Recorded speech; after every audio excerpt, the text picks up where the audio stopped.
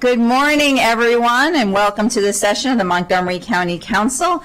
This morning, we are kicking off with a proclamation recognizing National Mental Health Awareness Month. I get to do that with my colleague, Councilmember Albanaz, and chair of the HHS committee.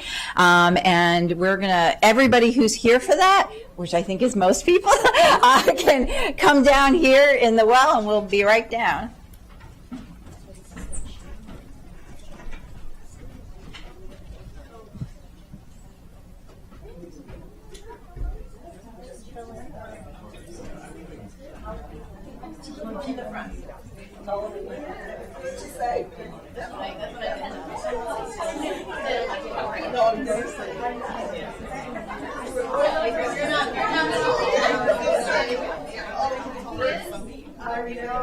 All right, as I said, I thought most of the folks here today were here for our proclamation, and we are so glad to have each and every one of you. Everybody come on in.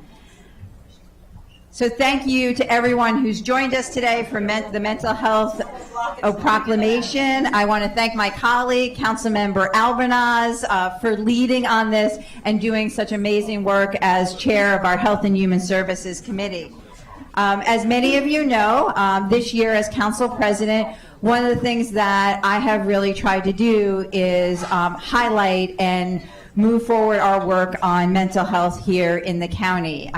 We know that during times of crisis, many times people think about their mental health and wellness.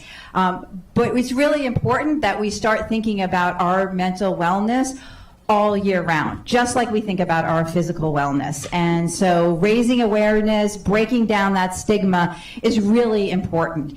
The other thing we know is that when we hear from all of you folks who are doing amazing work and members of our community, is that we are such a resource-rich county and have incredible people working on these issues.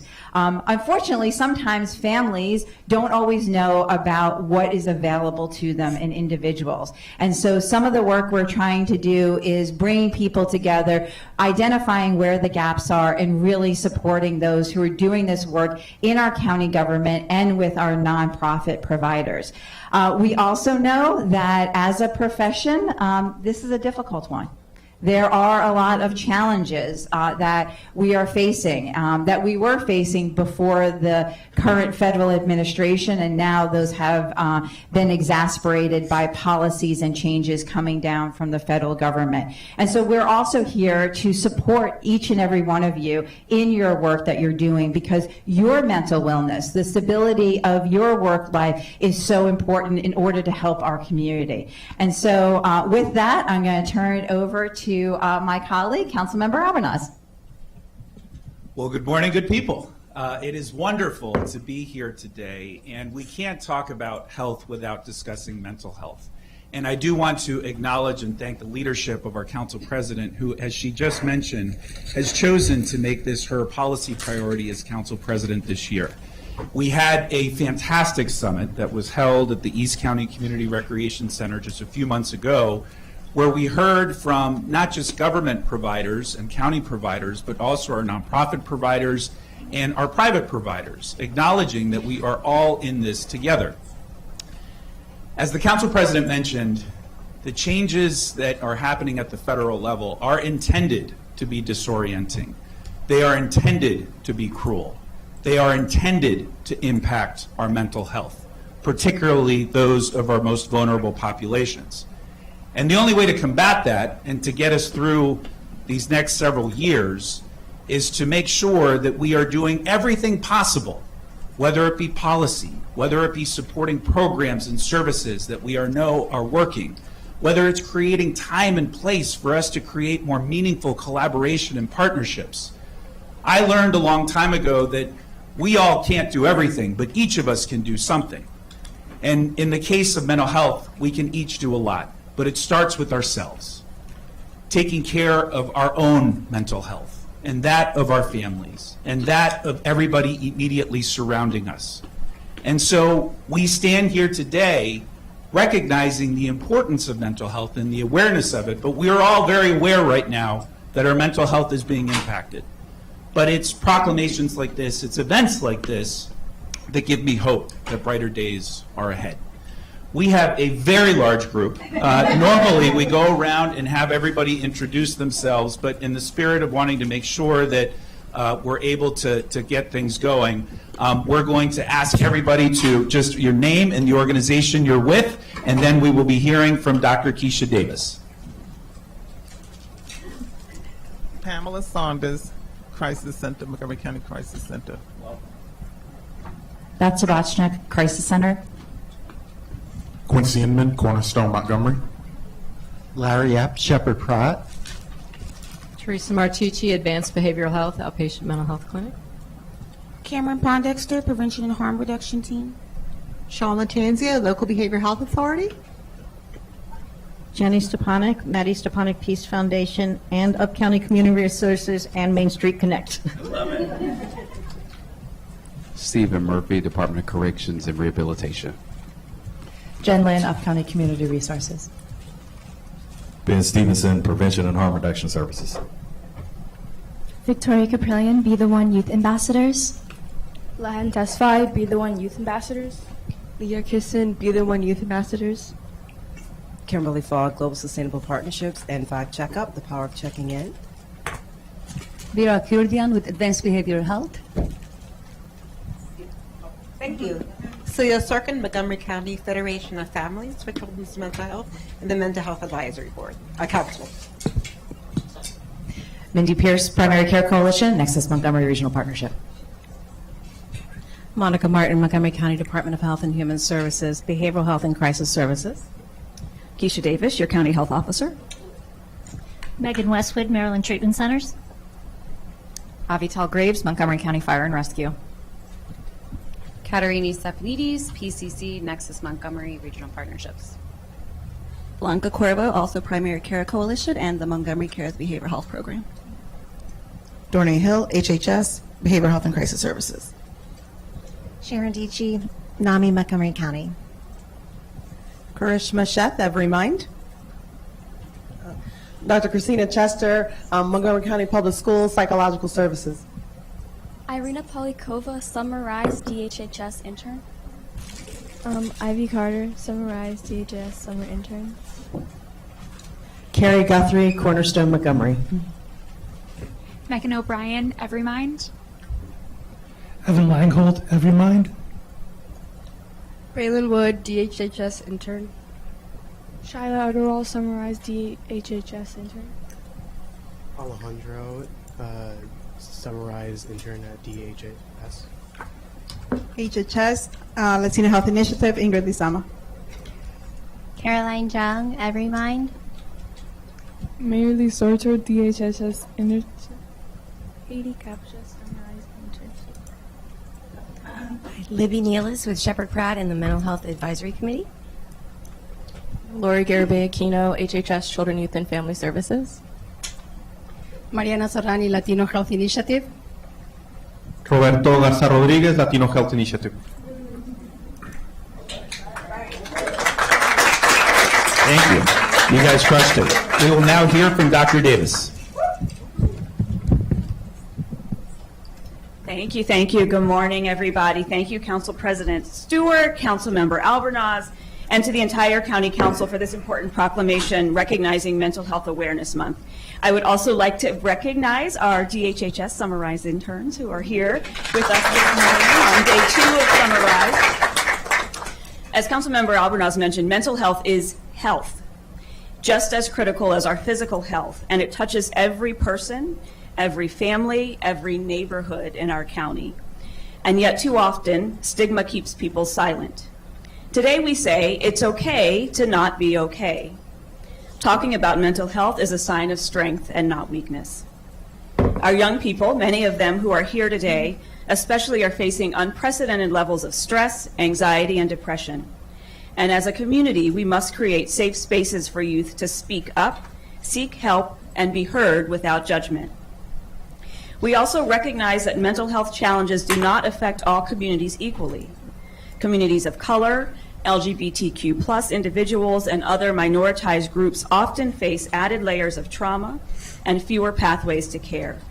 We must work to change that by advancing culturally affirming, accessible services for all.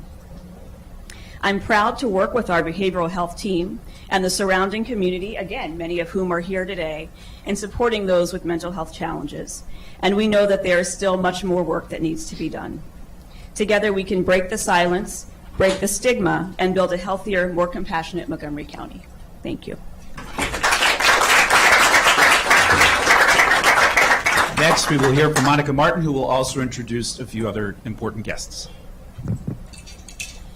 Good morning. You're going to hear me very quickly touch on some things I've already been touched on and that they're repeating. That's what today is about. So it's such an honor to be here today with so many dedicated behavioral health leaders, everybody here, community partners, and residents to recognize the importance of mental health awareness. As we've already shared, mental health touches every corner of our community, whether it's a loved one, a colleague, a neighbor, or ourselves. It impacts each and every one of us, and that's why each and every one of us play a critical role in ensuring our community is a place where connection, support, and healing are possible. So I want to thank Council President Stewart and Council Members Alvarez and HHS Chair Alvarez for their leadership really every day, but especially today, in issuing this proclamation as a public reminder that mental health is health. We've already mentioned it several times. It is health. Part of our overall health is just as vital and inextricably intertwined with our physical health, our spiritual health, and our whole community health.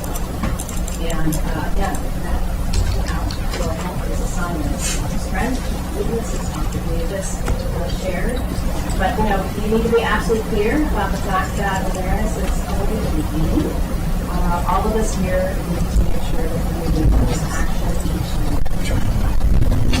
So along those lines, I introduced a couple of guest speakers, and I'm very excited to have them to the lecture with you. With a reminder as they're speaking. Can I start off? Okay, I'm going to start over. I'm kidding.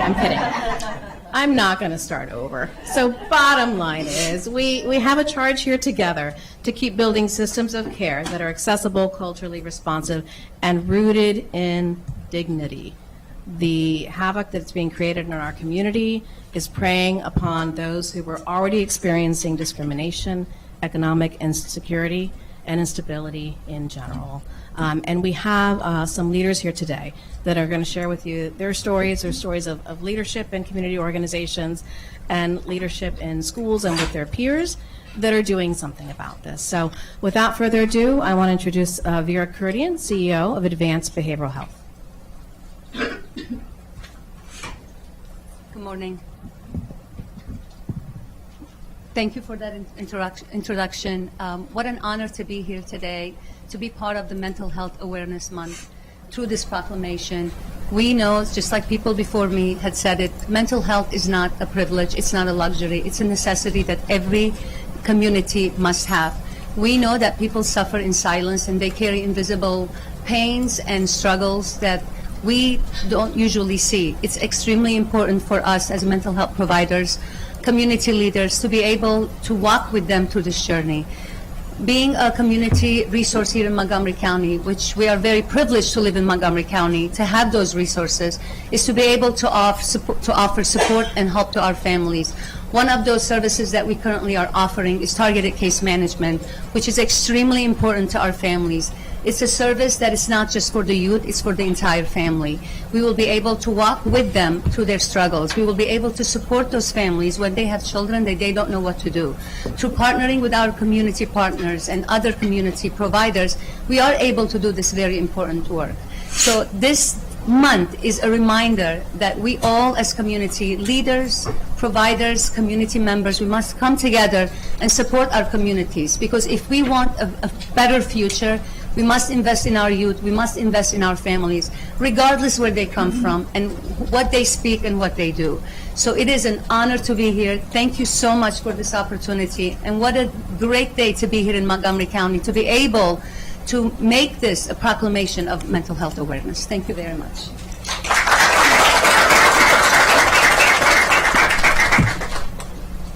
Thank you, Dr. Kurdian, for the reminder that we really must be intentional right now more than ever in standing together to support resilience, protect essential services, and advocate for policies that promote well-being for all. You know, here in Montgomery County, we are working every day to break down stigma, to expand services, and to invest in prevention, intervention, crisis response, and recovery supports. And we couldn't do that without the incredible partnership and expertise of so many of you in this room and beyond. It's now my distinct privilege to introduce our young leaders that are going to lead us forward in this charge. These Be the One Youth Ambassadors are motivating other students to lead peer-led initiatives in Montgomery County schools and the community and beyond. So please come up, Vicky Caprillion and Leah Keeson and Lai Tesfaye.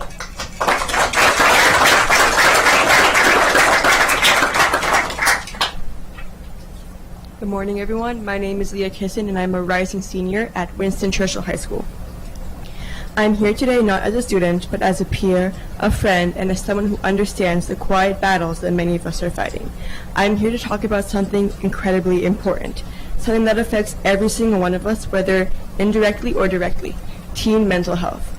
Let's start with some numbers, because numbers don't lie. According to the CDC, in 2021, more than 40% of high school students reported persistent feelings of sadness or hopelessness, a significant increase from decades prior. Think about that. Almost half of the teenagers you know could be struggling, including maybe yourself. And it gets even more alarming. The Trevor Project's 2023 National Survey on LGBTQ youth mental health found that 56% of LGBTQ youth aged 13 to 17 reported seriously considering suicide in the past year. These just aren't statistics. These are classmates, teammates, siblings. These are us. These numbers paint a stark picture. Our generation is facing a mental health crisis. But why is this so important for us to address? Because mental health is not separate from physical health, as stated before. Mental health is health.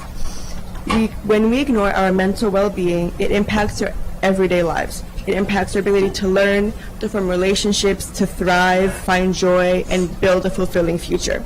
How can we be expected to thrive academically, pursue our passions, and become contributing members and successful members of society if we're constantly battling issues like anxiety, depression, and just constant stress and burnout, and other mental health challenges in silence? Hi, my name is Lahan Tesfaye, and I'm a rising junior at Winston Churchill, and I'm 16 years old. Following what Leah said, that silence brings me to the next point, the stigma. For too long, talking about mental health has been seen as a weakness.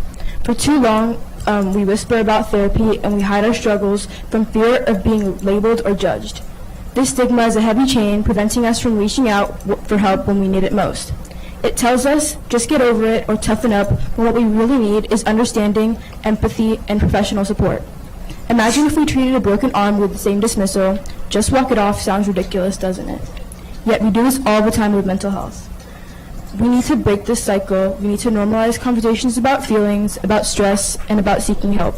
Speaking up isn't a sign of weakness, but a profound act of courage. So what can we do? How do we move from these concerning statistics to a future where teen mental wellness is prioritized? The answer lies in providing opportunities for us as teenagers to actively promote mental wellness. This means more accessible mental health resources in schools, not just a counselor who's overwhelmed, but a robust system of support, including peer-led programs. It means integrating mental health education into our curriculum, teaching us coping mechanisms, emotional regulation, and how to identify signs of stress in ourselves and our friends. It means we have to create safe spaces where we can openly talk without fear or judgment, whether that be clubs, support groups, or mentorship programs. Good morning. My name is Victoria Caprillion, and I'm a rising senior at Winston Churchill High School. This also means empowering us to be part of the solution. When we have opportunities to design wellness initiatives, to lead peer support groups, or to share our stories, we become advocates for our own generation. We understand what our peers are going through, and we can connect with them in ways that sometimes adults cannot. Imagine student-led workshops on stress management, mindfulness breaks incorporated into the school day, or creative outlets like art or music used as therapeutic tools. These aren't just feel-good activities. They are vital interventions that build resilience and foster a culture of care. We are the future, but we are also the present. Our mental well-being is not a luxury. It is a fundamental right.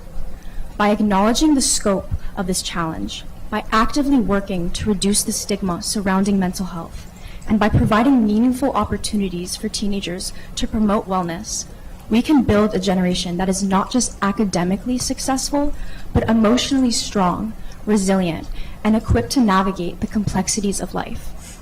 Let's turn these statistics around. Let's create a world where every teenager feels seen, heard, and supported.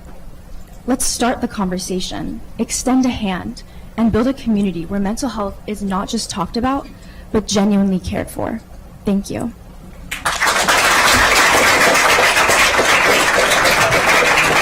Okay, I needed that. That was extraordinary. Excellent, excellent job. I also want to give a shout out to my chief of staff, who happens to be a clinical licensed social worker herself, Beth Schumann. All right, we're going to now read the proclamation. The County Council of Montgomery County hereby proclaims, whereas mental health is a vital component of overall health and well-being, profoundly affecting individuals, families, and communities across Montgomery County, and whereas mental health encompasses emotional, psychological, and social well-being, influencing how we think, feel, and act, as well as how we handle stress, relate to others, and make life decisions, and whereas despite the widespread occurrence of mental health conditions, stigma and misunderstanding continue to prevent many people from seeking the help they need, and whereas Mental Health Awareness Month serves as an annual observance to underscore the importance of mental well-being, educate the public, reduce stigma, and promote access to care and community support, and whereas 1 in 5 adults in the United States experiences a mental health condition each year, and 1 in 6 youth lives with a mental health condition, yet only half of those affected receive treatment, and whereas early intervention and access to high-quality, culturally competent care are critical to managing mental health conditions and improving quality of life, and whereas Montgomery County's Department of Health and Human Services, Fire and Rescue Services, Police Department, and essential nonprofit partners continue working together to strengthen our behavioral health crisis responses system, enhancing access to services such as the 988 Suicide and Crisis Lifeline, mobile crisis and outreach teams, and crisis stabilization centers, and takes home. whereas recognizing that mental wellness is foundational to workplace productivity and satisfaction, Montgomery County has earned national recognition for 3 consecutive years for its holistic wellness programs, comprehensive mental health benefits, and commitment to a supportive, stigma-free work environment. Now therefore be it resolved that the County Council of Montgomery County, Maryland affirms its continued dedication to advancing mental health awareness, reducing disparities, and supporting the well-being of all residents, hereby recognizing a belated acknowledgement of National Mental Health Awareness Month, and be it further resolved that we encourage all residents to prioritize their mental health, seek help when needed, and support each other in this process. Presented on this day, the 24th of June, 2025, by Councilmember Gabe Albanaz and myself, Kate Stewart. Thank you, everyone.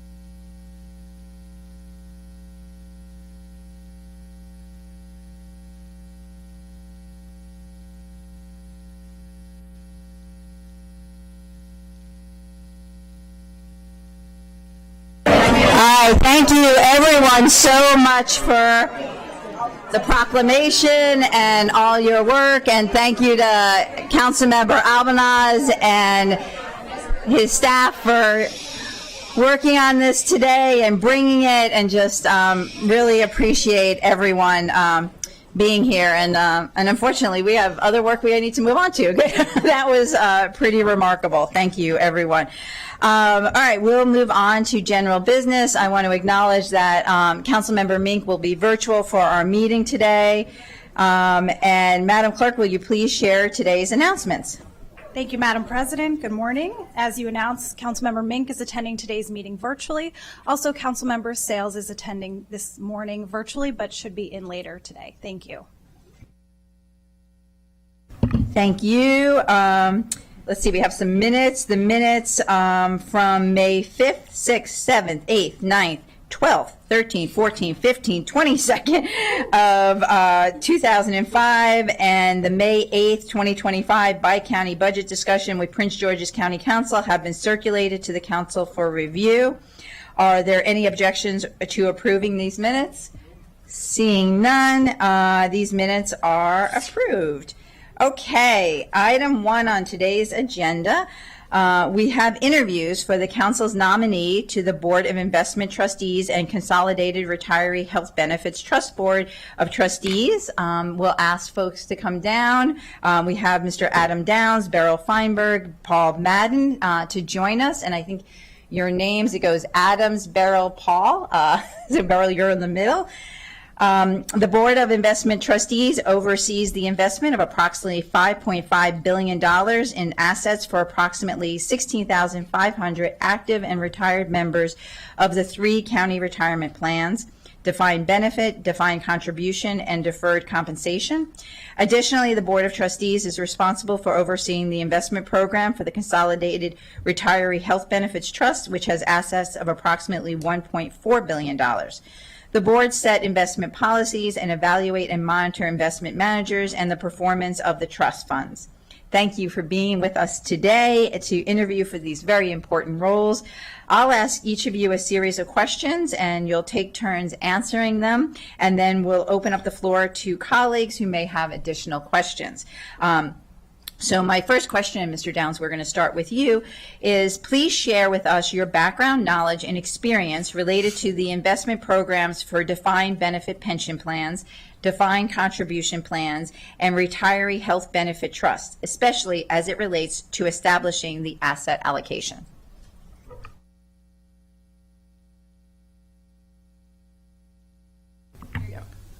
Thank you for having me this morning. I appreciate your time. I've been either managing, consulting to, or the banker to defined benefit plans for the past 46 years. I'm also have expertise in both active and retiree health and welfare. I've been running welfare plans for my entire career as well. In regard to asset allocation, I was the quasi-chairman of our investment subcommittee at LIUNA, which is Laborers International Union of North America. And I had responsibility for about $3.5 billion in that organization. We were successful in our asset allocation. We have a diversified portfolio and of stocks, bonds, and alternative assets.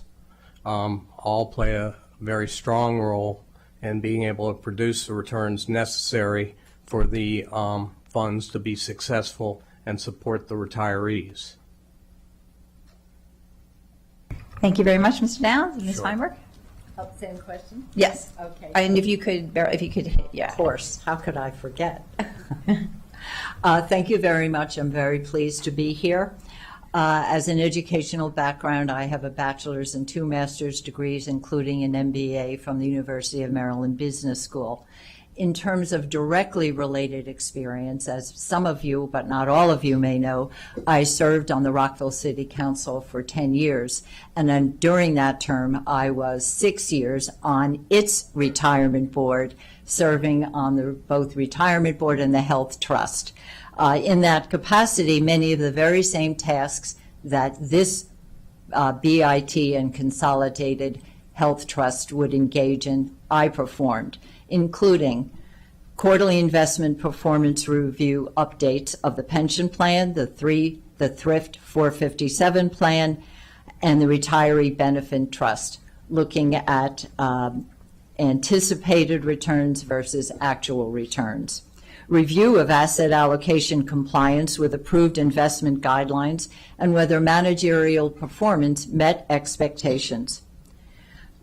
Review and analysis of the annual pension plan actuarial valuation in order for the board to determine the actuarially determined contribution for the next year. Review of funded rent ratio projections, estimated costs for potential supplementary employee contributions, fee analysis, and unlike the county's retirement plan, of which I am a member, the city of Rockville does not include any COLAs. And I will say I successfully championed 3 times for my mayor and council colleagues to fund, albeit not enough, but a 1% COLA, thinking that was the right thing to do, looking over a term of about 10 years of what had been done. As part of that board, also, we looked at, under the terms that I was there, environmental, social, and government investing. And that policy, I am proud to say, was passed by the mayor and council.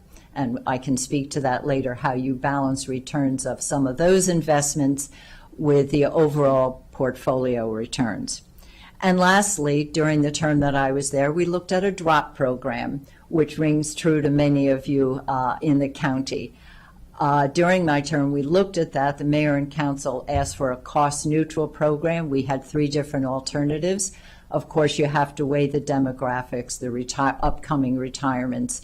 But it was not decided while the 10 years I was there. But I am pleased to say that it was adopted by the city of Rockville in the current mayor and council. Can I say one more thing? Yeah, absolutely. Okay. Yeah. And lastly, I think my directly related experience, how could I not say I served 28 years as a employee of Montgomery County government in a variety of senior leadership positions, working with all departments, the executive and legislative branches, both appointed and merit and elected people, and 15 of those years of the Office of Management and Budget, where I am thoroughly familiar with public budgeting, public finance, and how to put these massive budgets that are balanced budgets together and understand what each of you is up against in doing that. And lastly, I've served on boards and commissions. It shows that I'm collaborative, a team player. I've been on the Montgomery Hospice Board and chairman of the board. I'm currently on the Sunflower Bakery Board, which is a workforce development program for neurodivergent young adults, as well as I am on the McCrea Board, which you're familiar with. And last but not least, the Collaboration Council for Children, Youth, and Families. I served for at least 6 years on its board. And directly related, I prepared for today. And I've reviewed minutes, I've reviewed some of the CAO reports to this body, as well as going back and looking at the OLO report that was done in 2019 about the cost of health benefits. So I am well versed on what is going on currently with those bodies. Thank you. Thank you. Mr. Madden? So I'm Paul Madden. I'm senior counsel with Whiteford, Taylor, and Preston. I am in the Baltimore office of Whiteford, Taylor, and Preston. For the past 35 years, I've served as legal counsel for defined benefit, defined contribution, and trusts, OPEB trust plans, and including many governmental plans, ranging in size from City of Tacoma Park with 35 participants to the public retirement system of the state of Idaho with 125,000 participants. So in that time, I think my most significant client in terms of relevant experiences, your neighbor, Howard County. I've served as legal counsel for Howard County for more than 35 years. I have not made the investment decisions. However, what I've done is advise the board on their fiduciary duties with respect to those investments, what good governance looks like for the plans, and again, participated in as advisor, listened to all the presentations of the investment advisors. I must say, for me, this was not a job. It really became a passion over the years. It's an important thing that we do, is to provide retirement benefits that are secure for our long-term employees, and many challenges to keeping that up.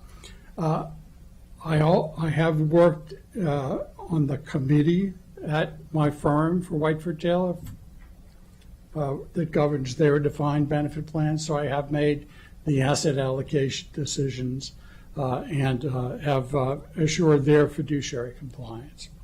I think I'll go. That's the answer to my question. Right. Thank you, Mr. Madden. All right. Our next question, and we'll start with Ms. Feinberg, is what is your understanding of the fiduciary duty of a trustee of a pension plan? How do you integrate environmental, social, and governance, ESG factors into investment decisions to achieve long-term financial goals and positive societal impact? Thank you. You would think I would know better. For one thing, I have read the standards of professional conduct and ethics that is part of what every member of these boards must comply with. I personally understand it as basically a sacred trust to make sure that those assets are there for those retirees and their beneficiaries and those who may have left government service but have left their assets there until they retire. That's another segment. You must act with integrity, with honesty, with transparency. You must take these decisions seriously. And you must avoid conflicts of interest or perceived conflicts of interest. And these are all part of the standards of that document. In terms of how do you integrate the ESG, if I may, into the overall portfolio performance, you must look at the benefits of those ESG investments. Notably, which have been done as I understand it, I have read the annual report that comes to this body from the executive branch in the areas of climate change, renewable energy, health and wellness, and workforce and affordable housing. But you don't look at, in other words, it may be underperforming in relation to some targets. You look at the overall benefit of investing in those particular areas, looking at the same time to the overall portfolio performance. So if you have perhaps some short-term underperforming, you have to focus on the long-term window and on growth, mitigating risk, and inflationary type of hedging investments. You need to maintain this balance. It is a balance, but you need to, in my view, it is important. At the same time, in addition to this annual report, you must consider the DEI. There's this third annual DEI report I also read that looks to see for the investment managers, which of those investment managers are by women or minority-owned individuals. That, too, is a piece of this ESG, not always thought about, but that, too, is part of the report. So you have to look at the overall risk, you look at the asset allocation, and within the asset allocation categories, you try to see if you can make some changes, and it's not overall rebalancing, but making some investment changes within an asset category so that overall you're achieving those returns. The other is, if necessary, you can change the investment managers. And while serving on the City of Rockville's board, there was a time when an investment manager did need to be changed. So these are all little pieces of the puzzle. It's not one decision. it's a whole system of decisions that work together. Okay, thank you. Mr. Madden?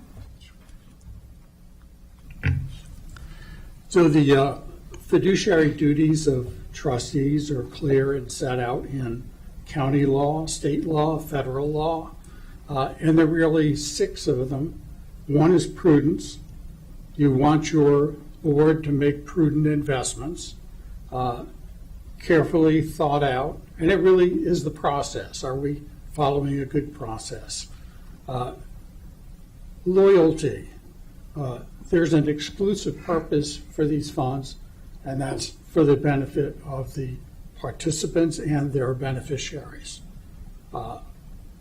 The diversification, you've got a great diversified portfolio, but that's a requirement of fiduciary duty that you make sure the portfolio is diversified to prevent any significant losses. Following the plan documents, in this case it would be county, state law, and all the documents, and avoiding prohibited transactions. Those are the duties. I have provided seminars and education to all of my public and private pension clients on fiduciary duties and what it means. So it's something I'm very familiar with. In addition, for 25 years, I've been a member of the National Association of Public Pension Attorneys, which is really a trade group of the lawyers that serve you and your peers. And every year they have 2, 3, 4 sessions on fiduciary duty. So I'm well versed in what it is and have that in my mind as we're moving forward. So integrating ESG factors, I think that's something you have to do very carefully. As the law says, we're for the exclusive benefit of participants and beneficiaries. And I am very wary of outside interests, no matter how wonderful they might be. The real question is what's best for the participants and beneficiaries in the plan. And many times what is best is also consistent with ESG principles. But again, I would certainly be focused when those discussions come up, what is best for the participants and beneficiaries of the plan. Thank you. Mr. Downs? I'm not much or sure how much more I can say about fiduciary responsibility without putting you to sleep. I'm a child of ERISA, so I've grown up around this my whole life. I've been advising boards of trustees on appropriate things and what's not appropriate, and I've never had a trustee sued, so that's something I'm very proud of. Is in regard to incorporating ESG principles, the real issue to me is why wouldn't you? ESG is essential. Why would you want to make an investment in a company that has an environmental issue or an employment issue with their employees or a governance issue? I've worked for labor unions for the last approximately for 30 years, and they're all about ESG. But that said, it has to be done with prudence, like my colleagues have suggested. It's essential that it be done with prudence, and I would say that if done so, at least the studies I've read, generally results in improved investment performance. So that's how I'd incorporate it. Thank you. The next question will start with Mr. Madden. What are the most important issues facing the retirement plans and health benefits trust in the coming years, and how do you plan to address them? So for the Howard County plans, they are currently well-funded, in good shape, and have a very robust governance manual. I think you're on the right track. I would not be making any radical steps in another direction other than to ensure that we follow the great policy that is in place. when you step outside and say, what are the big issues facing governmental pension plans, nationwide, historically, it's been funding challenges where the plan sponsor, either the state or municipality, says, we're really not comfortable with spending all this money on our pension plan just because an actuary says we need to. And that has certainly been the source of, litigation, underfunding, not bankruptcies yet, but some systems that seem like they might be close to being bankrupt. There's also been, over history, there have been a number of situations involving fraud and actually stealing from the plan. As I look around the room, maybe most people don't remember Nathan Chapman, who was an advisor to the state retirement system, who had a personal relationship with one of the trustees and was indicted, tried, and convicted. But again, it wasn't that the Maryland state retirement system suffered financial losses, but sure, in terms of the perception of the plan as being, well thought out and well governed, was not there. So that was lost. Also, historically, in the 1990s, there was double-digit returns for almost all investors, regardless of what they were doing. And this created a great deal of optimism that these would be going on forever. 2001, in 2000, the dot-com bubble sort of put an end to that. But during the 1990s and in the late 1990s, there are many plans that, believing these returns would go on forever, took one or two different actions. One would be, let's declare a contributions holiday for our employers. Let them put the money somewhere else. And the second was, let's increase the benefits for our participants.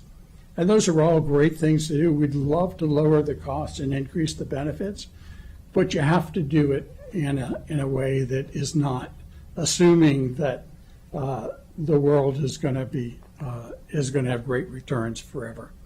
So I think there's a lot of lessons that are learned from history, but in terms of the Montgomery County plans, they are in great shape. I think the policies in place are really good, and the advisors are great. So it's like, let's keep going in the same direction. Mr. Downs? Thank you. I've got a lot more to learn than my colleagues here from the standpoint of knowledge of the county's plans, both for the retirees and for the active participants. That said, I've been dealing with pension plans for a long, long time and health and welfare plans for a long, long time. And they're all pretty similar. What Mr. Madden said is absolutely correct about the investment environment. The plans were actually reducing or increasing their actuarial assumed rate of return in the late 80s and early 90s. The stock market took off in 1987 and didn't look back until 2000 when the Microsoft bubble, as he called the dot-com bubble, burst. And we thought we'd recover fairly quickly, but we didn't. There were 3 years of horrendous returns following that. And then we began recovering, and in 2008, we hit the Great Recession, which drove plans essentially into the toilet. One of the plans I was responsible for actually went into the red zone. And I'm proud to say that it had a 10-year recovery plan that was completely refunded in 8 years. So the plans came out well.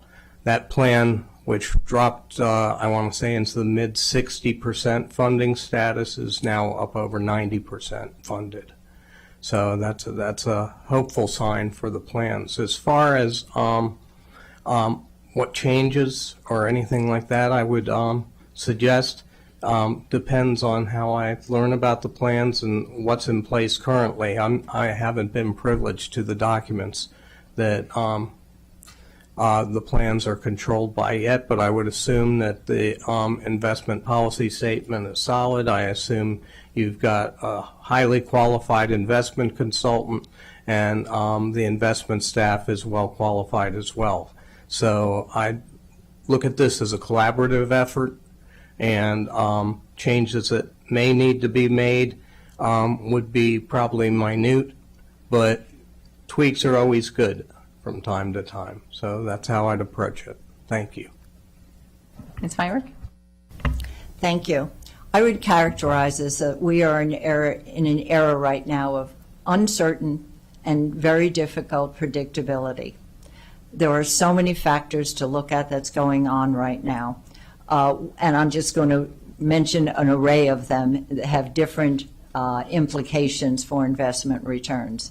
Wars, the war between Hamas and Israel, the incursion over in the last several days with Iran. Oil prices went up, then they went back and leveled off. All of these kinds of things. The loss of the federal workforce that hits Montgomery County specifically and the state of Maryland. Our bond rating, which is critical. Everybody here knows we are so proud that Montgomery County has sustained the AAA bond rating with the 3 rating agencies. We know also that the state of Maryland, Moody's, took the AA1 rating, took it down a notch.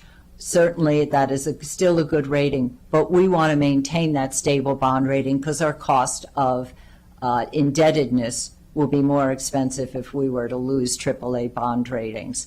Another impact on our plan is the rising costs of health care and the medical benefits and the health care premiums.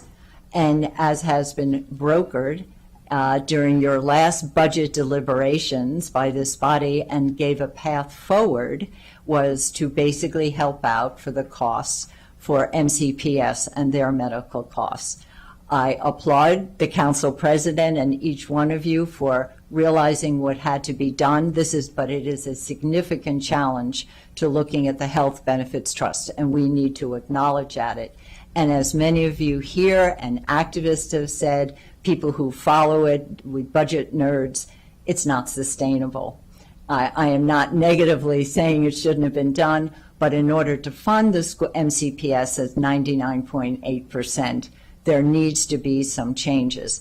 And I would advocate that there should be some work done between this body, the executive branch, assisting MCPS so that their cash flow can maintain. That is a serious issue following this body.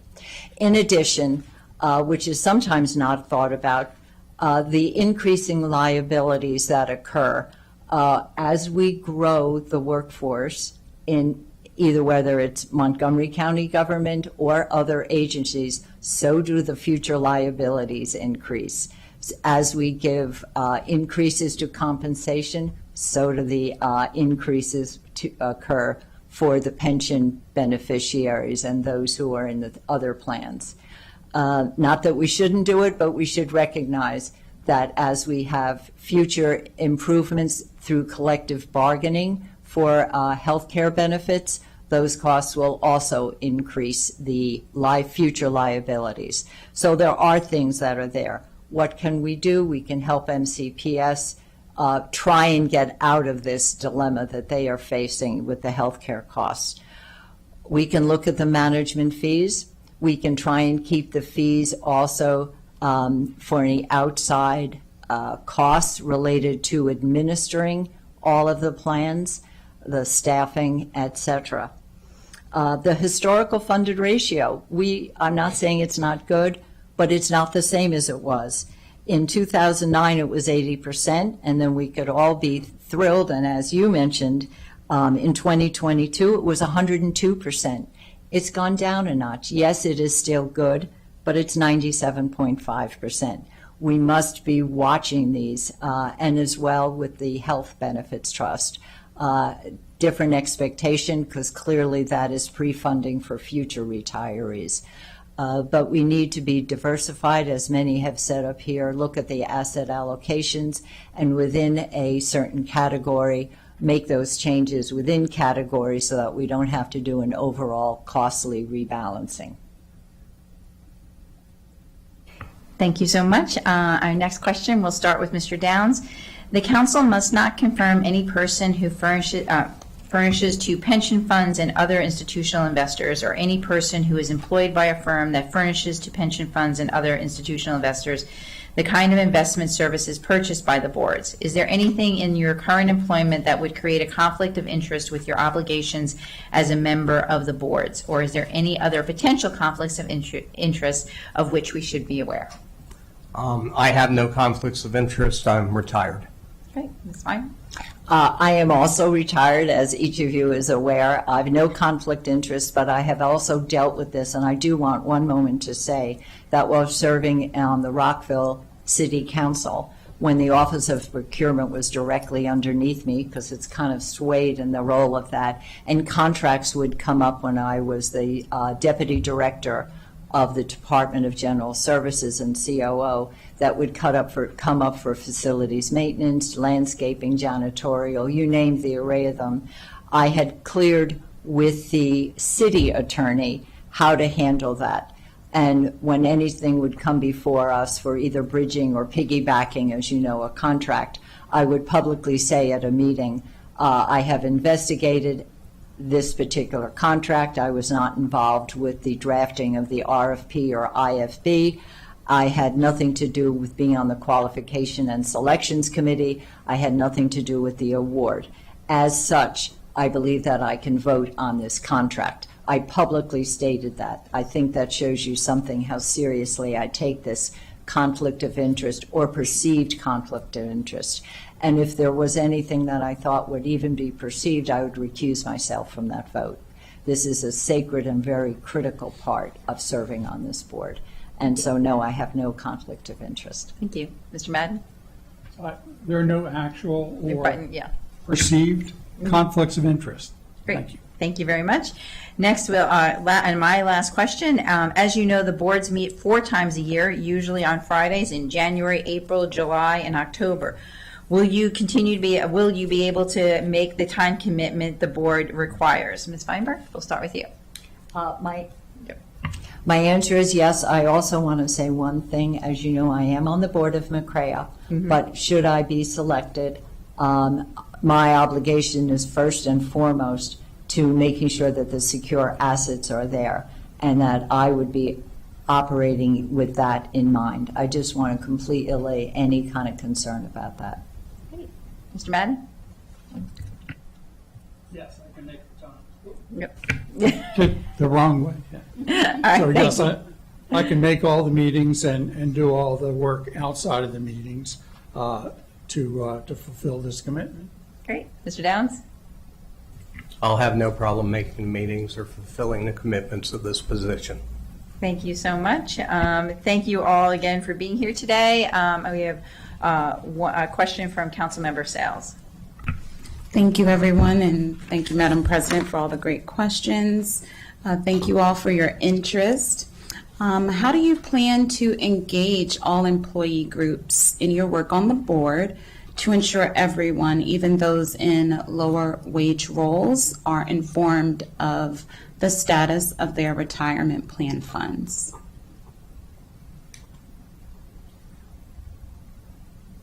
We can start with Mr. Downs and then go down the line.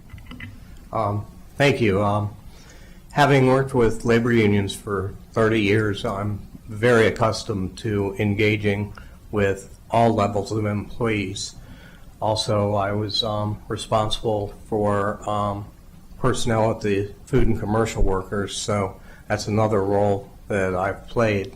It's just something that has to be done. It's essential to proper communication and fulfilling this role. Thank you. Thank you very much for the question. Excellent one. For one thing, on the Board of Investment Trustees, there are members which are representing of each of the collective bargaining units. And so first and foremost, I would hope that those members of the Board of Investment Trustees would communicate with their membership. That's number one. But number two, if I were to serve on this board, I would be available. I don't know if you get a county email anymore if you're on this board, but my email would certainly be available. Another way would also be as a member of McCrea, and any retiree is welcomed, and we would embrace being a member. We do have a member who is from McCrea serving on the two boards. And they will give periodic updates to us of what is going on in the board. And of course, we do have our minutes. There is a McCrea website, and so anyone could have the opportunity to engage and see anything that may be going on that's reported to us on the McCrea website. Thank you.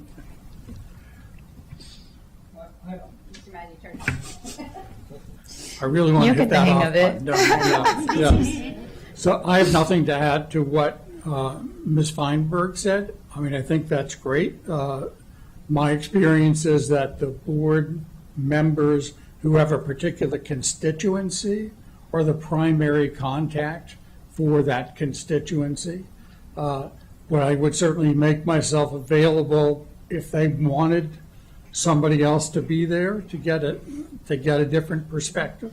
I would be happy to do that. Thank you. Council Vice President Juwan. Thank you very much. Thank you all for putting yourself forward and dealing with the button. So we talked about ESG, and I want to give you the opportunity to respond. What's your experience, and what role do you think racial equity plays in investment decisions and how the board operates? And we'll go reverse since your mic's already on, Paul. Okay. So I think when you look at racial equity, certainly the investment managers are largely old white men and their teams. So when you're looking at the team that any investment manager has, and we have more of an oversight role, we're not in the weeds on that, but certainly you would look to a team that is diverse, even if it's a big organization, hopefully it's got some diversity to it. And there is also, the idea of there are managers that may be on the threshold of meeting requirements of an investment consultant. For example, you want somebody with a 10-year track record, maybe, and you say, does that exclude some minority groups because they haven't had access to the capital for that long? It could, and I think you sort of look at let's invest in upcoming managers and maybe increase the diversity of that group. That's something that my clients have done in the past, and I think is a good step. And we certainly and it's been successful. Appreciate that. Ms. Feinberg? Sure. Thank you very much. There is the annual report on ESG that will tell you what has happened, give you a good snapshot, but that gives you a starting point, not an end point of how you can go forward. And looking at the ESG 2024 report, because I tried to look at things that are publicly available, the ERS had investments of 12.4%, and the consolidated health benefits had an investment of 9.3% respectively. What one could do is one could try and establish higher targets as a board and have those discussions. Also, there is, as I mentioned earlier, the DEI report that is a part of this that looks at those investment managers and the percent that are women or minority owned. And I believe, and just let me look down, it was sorry, my eyes have to focus here. I believe it was 32% invested in women or minority-owned investment organizations. So we have some benchmarks. We have roads to go forward and to increase in that. The other is integrating these kind of discussions when we look at asset allocation and investment manager performance. Use that as part of the yardstick. What have you done as an investment manager? It's not just the board members, to diversify, widen the catchment, if you will, of ESG investing, because it's critically important. And in this county, that isn't particularly true. Thank you very much. Mr. Downs. Thank you. This is a tough one, and it's a tough one because the investment manager industry has changed dramatically over the last 30 years. The people that used to come and present to us are not the people that still come and present to us. It's a much more diversified workforce, and it's become much more inclusive. That said, we're not there yet. There's work to be done in this space, and whether it's women and minority candidates or other people who have not had the advantage of working in this field, I think it's essential to give them the opportunity, but we also have to be cognizant at all times that they're qualified for that opportunity. So I think we have to look at it both ways, because, and I say this cautiously, that I've seen many firms promote a figurehead just to get business, and that's not appropriate.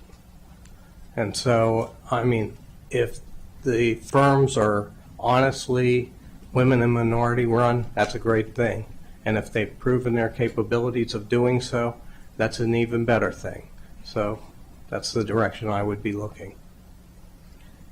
Okay, thank you for your answers. Thank you. Thank you. I am not seeing any other colleagues who would like to ask a question at this time, so I want to say thank you to each and every one of you for putting yourselves forward, for spending the time with us this morning. We very much appreciate you doing so, and we'll be in touch later this week. All right. Thank you very much. Thank you very much. All right, item number 2 on our agenda is an action item on the nomination and appointment to the Montgomery County Planning Board. On June 10th, the council interviewed 3 candidates for consideration. Again, I want to extend my appreciation to all those candidates who applied with us. Appointments to the planning board have a special process, so I will read that. According to our rules of procedure, Rule 3E, I will open the floor to colleagues to make a motion to nominate one of the 3 individuals interviewed by the council. If the nomination is seconded, the clerk must add the nominee to a list of eligible nominees. Once all nominations have been made, the clerk will announce the list of eligible nominees and call the roll of council members. To vote, each council member will state the name of an eligible nominee to vote in the affirmative. Council members may also vote no or abstain. If a nominee is selected by a majority of the council members present and voting, the nominee is appointed. If no nominee is selected by the majority, the council may repeat the nomination process, repeat the vote, or defer the appointment to a subsequent meeting. Any questions? Okay, not seeing any. Do I have any motions? And I see Council Member Friedson in the queue. Thank you, Madam President. That process sounded much less complicated when I originally proposed it, but I think it has worked out well for us, although it's hard to explain. It's easier to carry out than it is to explain. But having said that, as I said during our recent interviews of the candidates for the planning board when they were before us, we are so blessed to have so many highly qualified, talented residents willing to step up and serve our county in so many meaningful ways. Each and every candidate we interviewed was talented and qualified in their own right, but unfortunately, there's currently only one appointment that we have to make today. So I just wanted to express and reiterate my appreciation, as well as the council presidents, for all who put their names forward to serve, who joined us, who shared their expertise with us. We truly appreciate your ongoing engagement, and in many cases, your engagement in other avenues in our community and in our county. Today, it is my honor and privilege to nominate Mitra Pedouim for appointment to the Montgomery County Planning Board. Mitra's extensive professional experience and various roles in and around county government make her uniquely qualified to serve as a planning board member. Her leadership experience in the Parks Department and the Department of Permitting Services, coupled with her work as a budget analyst, an engineer, and as a project manager for the Maryland State Highway Administration, has provided her the ability to understand the complexities of land use and zoning issues and approach them with a nuanced lens that is needed to work through the difficult competing priorities that we face. Throughout her career, Mitra has demonstrated an ability to work collaboratively with community stakeholders, to listen carefully and to engage, and to make decisions based on sound policy, equity, and a genuine desire to ensure a vibrant future for all Montgomery County residents. Our county is at a crossroads as we work to balance the need to grow sustainably, to combat our ongoing housing crisis, and to grow our economy. More than ever, we need planning board members with a vision for Montgomery County's future and a true commitment to public service. That's why I am very proud to nominate Mitra Pedoim today, and I respectfully ask colleagues for your support. Okay, Councilmember Fanny Gonzalez. I second with a lot of excitement. All right. So we have one nominee and a second for that nominee. I am not seeing anyone else wishing to speak or nominate anyone, so I will now turn it over to the clerk. Thank you. The eligible nominee is Mitra Pedoim. I'll call the roll. Councilmember Lutke. Yes, for Mitra Pedoim. Councilmember Lutke votes yes. Councilmember Mink. Yes. Councilmember Mink votes yes. Councilmember Sales. Yes. Councilmember Sales votes yes. Councilmember Friedson. Yes. Councilmember Friedson votes yes. Councilmember Glass. Yes. Councilmember Glass votes yes. Councilmember Katz. Yes. Councilmember Katz votes yes. Councilmember Albornoz. Yes. Councilmember Albornoz votes yes. Councilmember Fanny Gonzalez. Yes. Councilmember Fanny Gonzalez votes yes. Councilmember Balcom. Yes. Councilmember Balcom votes yes. Council Vice President Jawando. Yes. Council Vice President Jawando votes yes. Council President Stewart. Yes. Council President Stewart votes yes. Terrific. Well, congratulations to Ms. Pedoim. That is a unanimous vote of the council for this appointment to the planning board. We will transmit this appointment to the county executive, who has 30 days to approve or reject this appointment, and we look forward to moving this forward. So thank you, everyone, for that. We will now move into, the council will sit now as the district council to consider action on zoning text amendment 25-04 overlay zones, Bethesda overlay zone. The Planning, Housing, and Parks Committee recommends approval with amendments. Chair Friedson, would you like to share the committee's recommendations? Thank you, Madam President. Thank you to colleagues on the Planning, Housing, and Parks Committee. Thank you to Ms. Nadeau for her capable leadership and management of this, and to the planning staff and planning board for their work, and to all the community members who engaged in this process, including and especially the IAC that was very involved from the outset on this work, and who engages on these issues and allowed us to implement many of the recommendations that they had as a resident and business joint stakeholder group tasked with implementing the Bethesda Downtown Plan. The Bethesda Downtown Plan, minor master plan amendment was transmitted by the Planning Board to the District Council on December 19th of 2024. The ZTA contains the zoning changes recommended by the plan, including the following. It incentivizes family-sized and deeply affordable, moderately priced dwelling units by providing benefits such as additional building height, reduced park impact payments, and additional public benefit points. It encourages a new recreation center, which is something that I have been championing for many years and I'm very excited about, and has been a long-standing community interest, by allowing additional building height, a reduction of additional required public open space, and public benefit points. It increases the rate and payment for the park impact payments and allows for split payments, with the second half paid at the time of use and occupancy permit. It adds language for to better facilitate the realization of public art. We got quite a bit of public testimony on that. Provides greater flexibility for use of commercial and residential FAR to better respond to market conditions. It removes the use or lose provision related to the building permit deadlines and reinstates certain revoked site plan approvals to make them in parity with other areas throughout the county. Now that we have eliminated the use or lose provision, it is now consistent with how it's done in other places that don't have that use or lose provision that we're now eliminating. It lifts the existing development cap for properties within the Bethesda overlay zone. The PHP committee rejected suggestions for expanding the height incentivization zone, as it was not part of the original scope of work and would have been a change to what was publicly shared with the community. And from a process basis, the committee did not believe that that was the appropriate path to take at this time, although was understanding of the interest in expanding affordable housing options.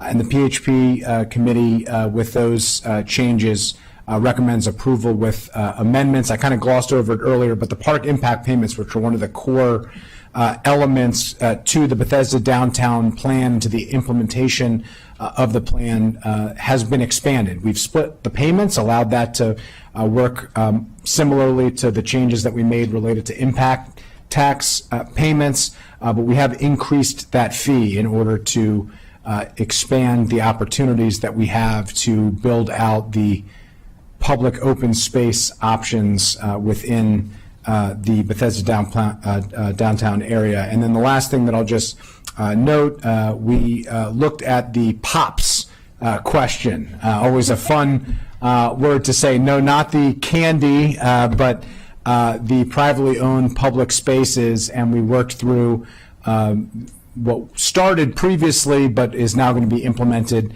through this path, a way to essentially find the balance between a privately owned public space not being quite equal to a publicly owned open space, but it is a benefit to the public. And so we provided a benefit, but not the full benefit, trying to balance that this is a public benefit that is being provided by the private sector, but it's not as good as dedicating land for the use of it as a ongoing public amenity. So with that, let me turn it over to Ms. Nadeau if I missed anything, and appreciate all of her careful work on this effort. That covered all of it. I have nothing to add. Thank you. With that, we have a 3-0 committee recommendation. Madam President, I will yield back to you. Great. I think you were very thorough. I am not seeing any colleagues with any questions or anything on this. This is a committee recommendation, and so I just need to turn it over to the clerk for a roll vote. Councilmember Lukey. Yes. Councilmember Lukey votes yes. Councilmember Mink. Yes. Councilmember Mink votes yes. Councilmember Sales. Yes. Councilmember Sales votes yes. Councilmember Friesen. Yes. Councilmember Friesen votes yes. Councilmember Glass. Yes. Councilmember Glass votes yes. Councilmember Katz. Yes. Councilmember Katz votes yes. Councilmember Albornoz. Yes. Councilmember Albornoz votes yes. Councilmember Fani Gonzalez. Yes. Councilmember Fani Gonzalez votes yes. Councilmember Balcom. Yes. Councilmember Balcom votes yes. Councilmember Jawando. Yes. Councilmember Jawando votes yes. Councilmember Stewart. Yes. Councilmember Stewart votes yes. Great. Thank you very much, and thank you, Ms. Nadeau, for your work on that. Item number 4 on our agenda today is the introduction work session action, a resolution to approve or disapprove of executive regulations 8-21, transportation demand management. The council has the ability to approve or disapprove of this regulation. As a reminder, last week, council members Balcom, Glass, and myself introduced Bill 24-25, Transportation Demand Management Repeal, which would amend the law governing transportation demand management in the county. I'm going to turn it over now to Councilmember Glass, Chair of the Transportation Environment Committee, to comment on these regulations. Thank you very much, Madam President. So the history of transportation demand management dates back to the creation of the Silver Spring Transportation Management District in the mid-1980s, when employers in Montgomery County's transportation management districts were required to submit traffic mitigation plans. We wanted to make sure that workers and residents were able to safely commute throughout the region. And then in 2006, the council created a system for transportation management districts that included fees and requirements for certain employers, and then also expanded those requirements to new residential buildings. Then in December of 2019, nearly a decade and a half later, the council passed Bill 3618, Transportation Management, Transportation Demand Management Plan Amendments, which Executive Regulation 821 was developed to implement. The goals of Bill 3618, the one passed in December of 2019, were to streamline and to expand transportation management district requirements throughout the county to better ensure progress towards the county's goals of reducing single occupancy vehicle trips. It also expanded the number of employers required to complete transportation management district plans. In other words, the scope expanded.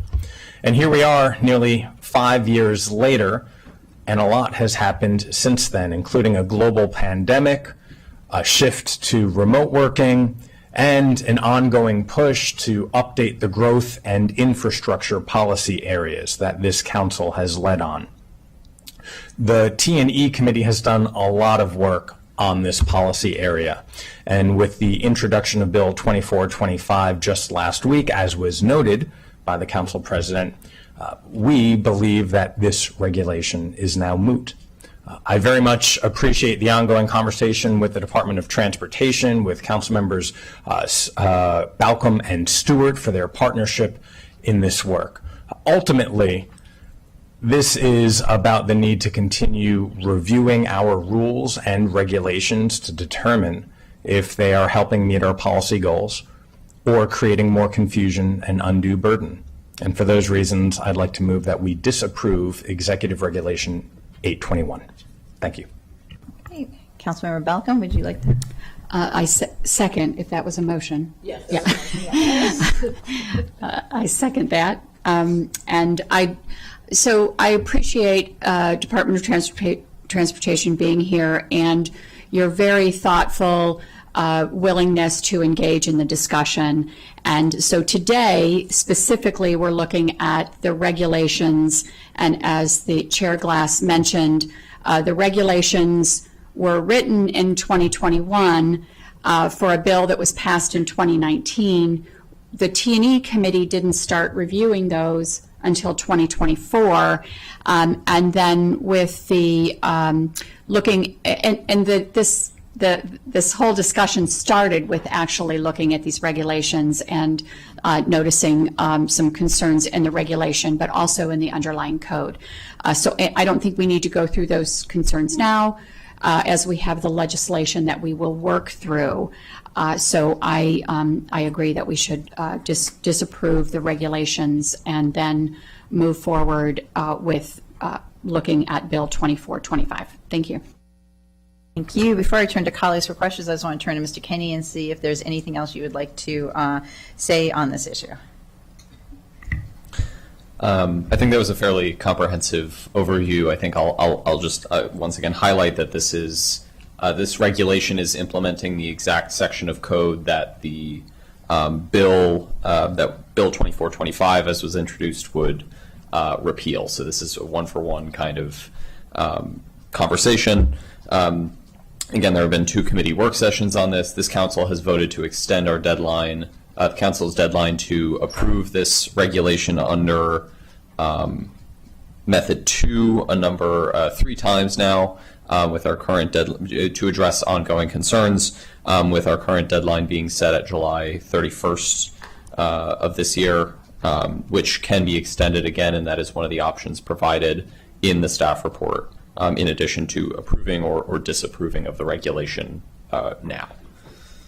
Great. Thank you. Councilmember Friedson. Yeah, first of all, thank you to the committee. Thank you especially to Councilmember Balcom, who's been talking about this for months, if not years. I think prior to even joining the council, I think she and I had talked about this particular issue and the need to balance our environmental sustainability goals with the practical realities of the workplace and our economic development goals, and all 3 are important. We've been essentially extending the deadline on this multiple times. Now we're talking about essentially just voting them down. And just could we just talk briefly about the functional difference between the two? And, the idea of extending them is that we may eventually use them. The idea of, of voting them down is either that they're obsolete if we're, presupposing that the bill is going to pass, or that they are functionally unworkable. That, so I guess the question is, what are we operating under, or what is the view? Are these functionally unworkable? Are the problems in them so great that they're unfixable? Because I know that there are a number of concerns that have been raised just about the drafting. Could we just talk about that? And I'm happy to yield, if it pleases the council president, to the committee members, the committee chair, if that would be appropriate, or to council staff, or to the director. I yield to you on Director Conklin coming up to so I know, Mr. Kenny, if you wanted to start, and we can pass it off to the Director Conklin. Sure. So in the interim, while the code remains as it was approved in the 2019 bill, there is no functional difference in disapproving the regulation versus extending the deadline. In the interim, DOT will continue to operate under the code as it is written, which essentially provides a broad framework in which there is significant discretion. Since 2019, as the code as was approved in the 2019 bill, DOT has been implementing this program. This regulation is written to provide more thorough guidelines and specifics to how the program is to be implemented. The difference procedurally in terms of disapproving is that it is final in terms of the process regarding this specific regulation text. That's the difference versus extending. There were some efforts to seek amendments to the regulation back in the July 22nd work session last year by the joint T&E and Econ committees. That effort and the broader concerns raised in that discussion ended up leading to the decision to introduce by committee members to introduce Bill 2425 to repeal this section of code, and now as part of that to formally disapprove of this regulatory text. Director Conklin? That was a pretty thorough explanation. I mean, we've been working under the provisions of the law in the context of these draft regulations for the time the program's been operating, largely without issue. So a lot of that depends upon what the council's action will be on the bill that's pending before you, about whether these would have relevance going forward or not. But they're essentially the operating rules that we're working with until something changes with the law. So is the view that, from your perspective, that the regulation before us is functional if we decide to continue with Yes. the program, but if we don't decide to continue with the program, that you understand that is, we'll vote them down because there's no use for regulations for a program that no longer exists? That is my view, is that they're functional for the program as defined in the law now, and we've been using them largely without issue, knowing that they're not adopted formally, but as general rules for how to operate under the law.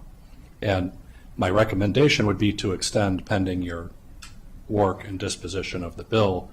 In case you decide as a body to not repeal this, then these would be a place to come back to, and perhaps there's other modifications to these if there are other amendments that emerge through that process. If you do repeal it, obviously, the reference to these regulations is in the law, so that would no longer be in place, and these would be unnecessary if that's the action the council takes. Yeah, one action presupposes that we're going to take up and approve the bill. If we reject these, if we extend them, it presupposes that the regulations themselves are functional and that we are close to moving towards a program that would work in reality. I just want to make sure that that is the case, because I've heard some conflicting dynamics coming out of the ongoing discussions of whether or not the draft regulations are in fact workable, and whether or not they are, even if we did not decide to eliminate the program, whether or not we could even work through them, and obviously that would change the outlook. So to me, I think there's two presupposing dynamics here, and I think the question, I just want to make sure that I fully understand which one, because it would change whether or not I thought extending, would make some sense, even if I'm, personally sympathetic to the bill and looking forward to that just from a process standpoint, or whether they're unworkable and it doesn't really matter what happens, that we should, ultimately just vote them down because they're not workable anyway. So I yield back to you, but that's the dynamic that I'm trying to better understand and would help to get some clarity from the committee. Thanks. Great, and I think I know I have other colleagues in the queue, but I'm going to turn to Councilmember Balcom first to comment on this last exchange. Thank you. So the point is that until the law is repealed or replaced or revised, or the code, whether we extend until November or whether we disapprove today doesn't make a functional difference. The program will continue as it's continued. So I'm not, I personally think that the regulations are not workable, in that I have a lot of concerns with the regulations. Even if we didn't change the code, I have concerns about the regulation, which I've shared and are in your packet. We haven't discussed the issue of the IG report, which we will through the GO committee, which does make a statement on whether the program is functioning as it was intended to function. But the point of whether it's an extension or disapproval doesn't have a significant difference. Regardless, I would hope, and I will propose, and I will advocate that the program that is being implemented now will not go forward, regardless of whether it's a full repeal, a repeal and replace, or amendments, which leads to significant work on the regulations. Thank you. Councilmember Katz. Thank you very much, Madam President. First of all, I want to thank the committee for all of their work on this, and I understand, but once again, we've made something very confusing that I believe that we need to figure out what we're going to be doing while we're doing something. And right now, I think what gives us, and Director Conklin, please correct me, it's always when I'm wrong, it's not if I'm wrong, but what happens for the flexibility? If we vote the way the committee is suggesting now, does that give you less or more flexibility than if we extended it? Well, we're operating under the law. So the law has a lot of provisions that are repeated and clarified in the regulation, or more emphasis is placed on certain things, like if a development isn't meeting goals within a certain period, it sets up a regime of additional contribution to that development's implementation of TDM. So right now it has a very specific statement about what that is, and this was developed with a large committee, so there are lots of negotiated points in here, and it's somewhat complex. So it's open-ended if that regulation isn't in place, and it's not in place, but we're using it as sort of the guidelines for how to operate the program anyway. So since they're not adopted, they're not in effect, but we're using them as the guidance to operate the program, I guess is how I would answer your question. Let me ask it another way. If this is voted the way that the committee is suggesting, then you can't use these as a guideline, or can you? We can, but the council has indicated that they're not appropriate in some way by rejecting them. So I think it's more confusing to the department to not have them in a pending status. The difference between the code and the regulation is the regulation just has more detail. So while the code, for instance, for employer TDM plans says, here's a list of provisions that may be included in a TDM plan, the regulation says here are the provisions that shall be included in a TDM plan. So in terms of flexibility, the code standing alone without a regulation grants the department more flexibility in how to negotiate with employers and with developers. Well, I think off the top of my head, the best way to go about this is while we're trying to figure out what to do, we need to give you, the department, as much flexibility as possible. And the committee's going to have to be the one to figure out what our next steps are. But if we say we're not going to have anything, and that's what this would be allowing, that nothing would be, no regulations, I don't see how anybody who is looking to do something is going to figure out what to do. We can't figure out what to do. How are they going to figure out what to do? To be fair, there are not conflicts between the law and the regulation. So anything you could do without them, you can do with them. And they were developed at the same time as the law, so they were seen to go together at the time that law was considered. So in my view, again, this is my view as the director, it makes sense to extend the deadline and see what action the council takes on the law. And that would be, I think, a clearer place for us to be than operating without them. Yeah, I'm in agreement with you. I think we should extend the deadline. Thank you. Thank you, Madam President. Thank you. Councilmember Glass. Thank you. I appreciate this conversation. Right now, it's been a theoretical conversation about what to do. I think we need to dive a little deeper for everyone to actually understand what the law and the regulation does. The goal, let's take a step back. The goal is to make sure that everyone can safely and efficiently get around our community. And to do that, decades ago, I'll say it again, decades ago, the strategy was determined to create these districts which would levy a fee on commercial and apartment owners to figure out and learn how people are commuting throughout the region. So what we now have is a policy that levies a fee on a per square foot basis for commercial offices and residential. And what it actually means is that an apartment building owner has to figure out how its residents are getting around the community. I understand that from an employment perspective. When I used to work downtown at CNN, there were people who got parking passes for their cars, and there were a number of us who got Metro passes. And that was to offset the commuting patterns. I'm not quite sure that an apartment building owner or management company has the ability or should be required to figure out how all its residents are getting to work, getting to school, and going grocery shopping. That's what we have the Department of Transportation for. That's what we have Metro and Metrobus for. That's what we have commuter services for.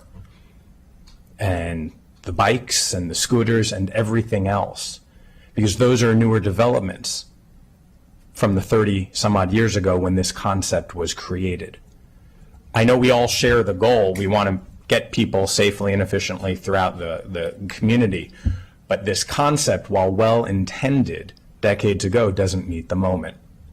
Especially the burdens of having the building owners, residential, actually specifically. That's where I get stuck. It's the building owners trying to figure out how all their residents get around. And the fees, and this is the last point, and I'll yield to the director to fill in any gaps, should there be any. But what this law and regulation does is it levies a fee for the county to then survey all of those buildings, commercial and residential, to learn what the commuting patterns are, for us to then develop future policies to change that behavior. I think we've already developed a number of policies to change that behavior. And I think that is the straight line goal. We don't need a Rube Goldberg device to create 15 steps when we know that there's only one or two needed. Director Conklin, anything to add? I appreciate that perspective. So yes, the law and the regulation are very complex, and there are multiple elements to this. There's the transportation management districts that you've talked about that have those employer requirements and have residential surveying requirements.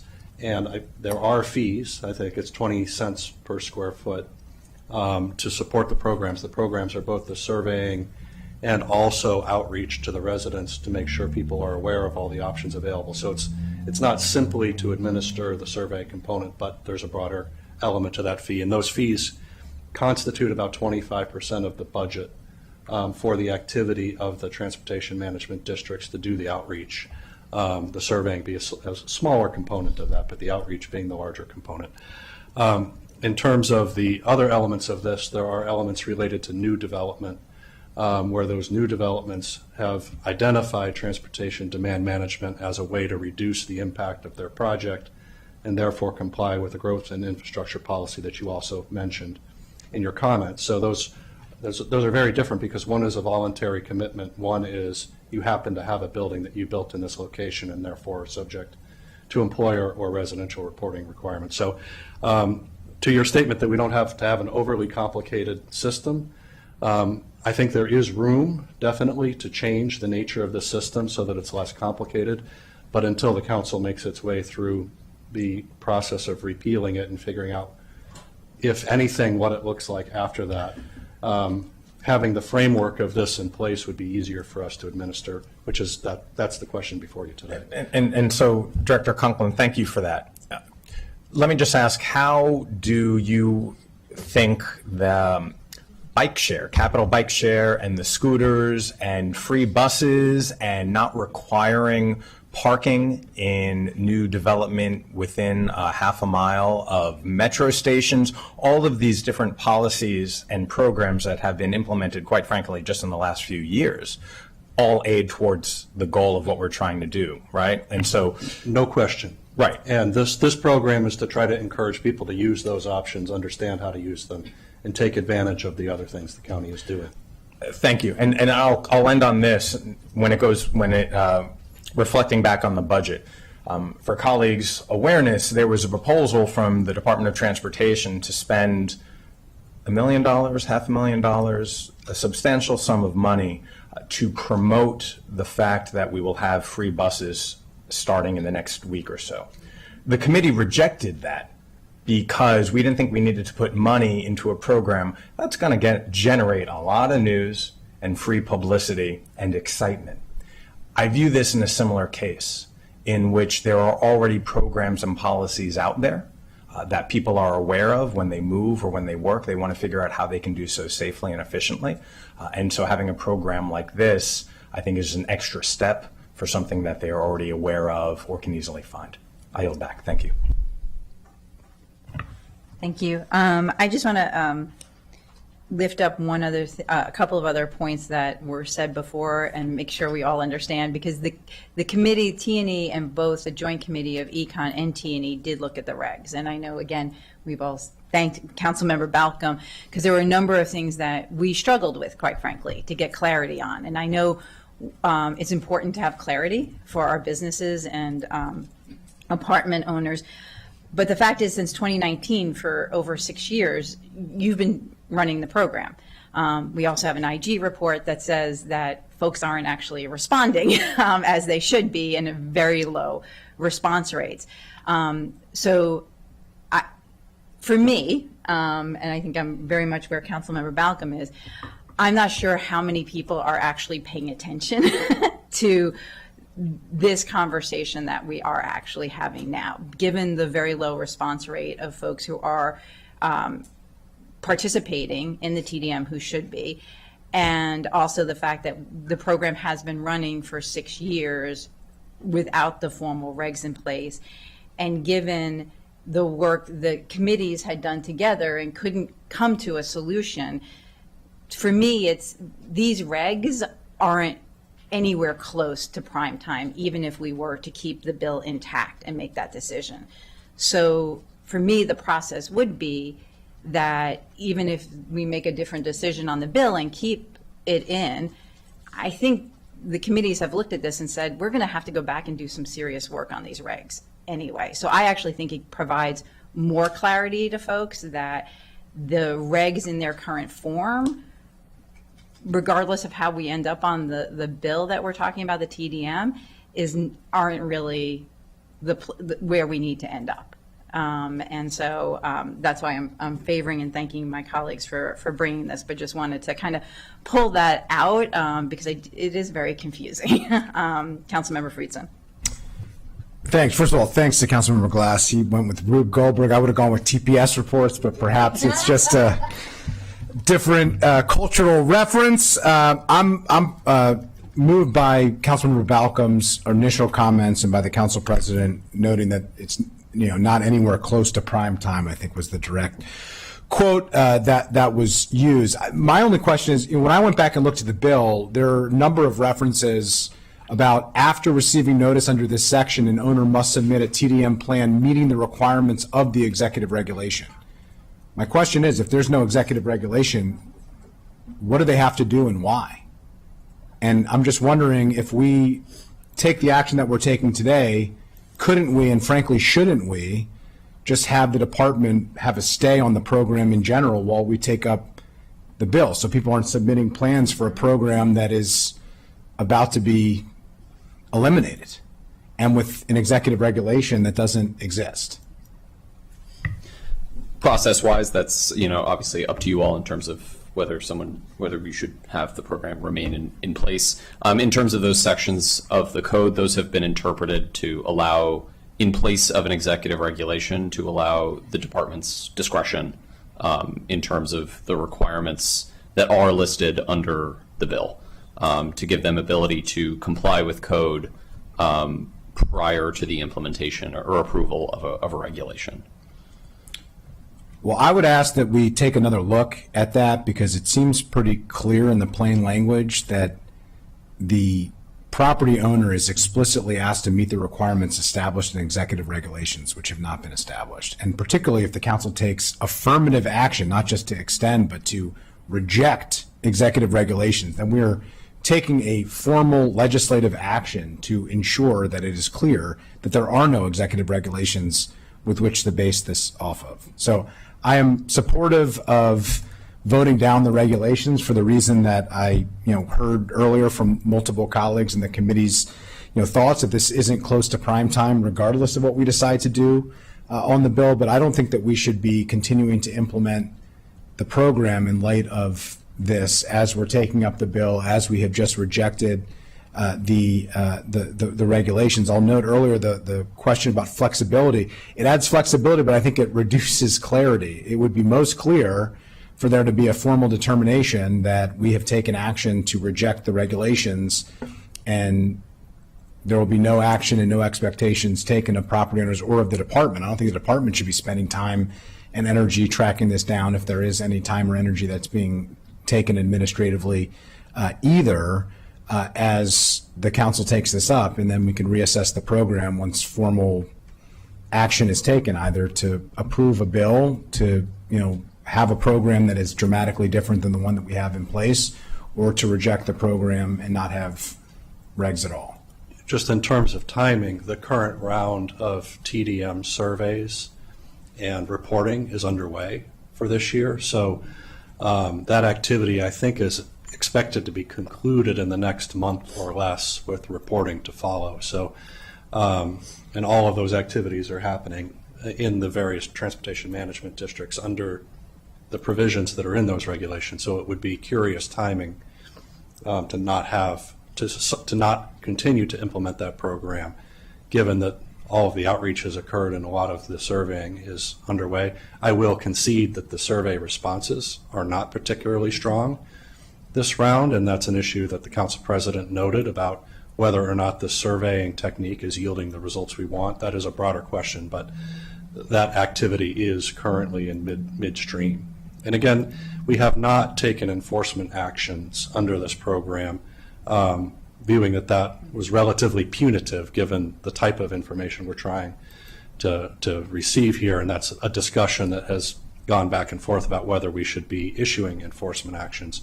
But it has been the decision administratively to not follow through with that, and I think that's the approach we would take this round as well, knowing that the council's looking to reconsider the structure of that law altogether. I'm going to support rejecting these regulations. I would suggest that notice be sent out to all of the folks who received the survey notice, all of the property owners to explicitly say no enforcement action is being taken and to note that a bill is being, is under consideration by the county council.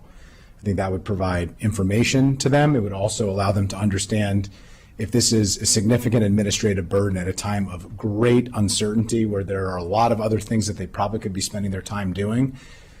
They don't really need to follow through with this because it will probably go into the circular file eventually.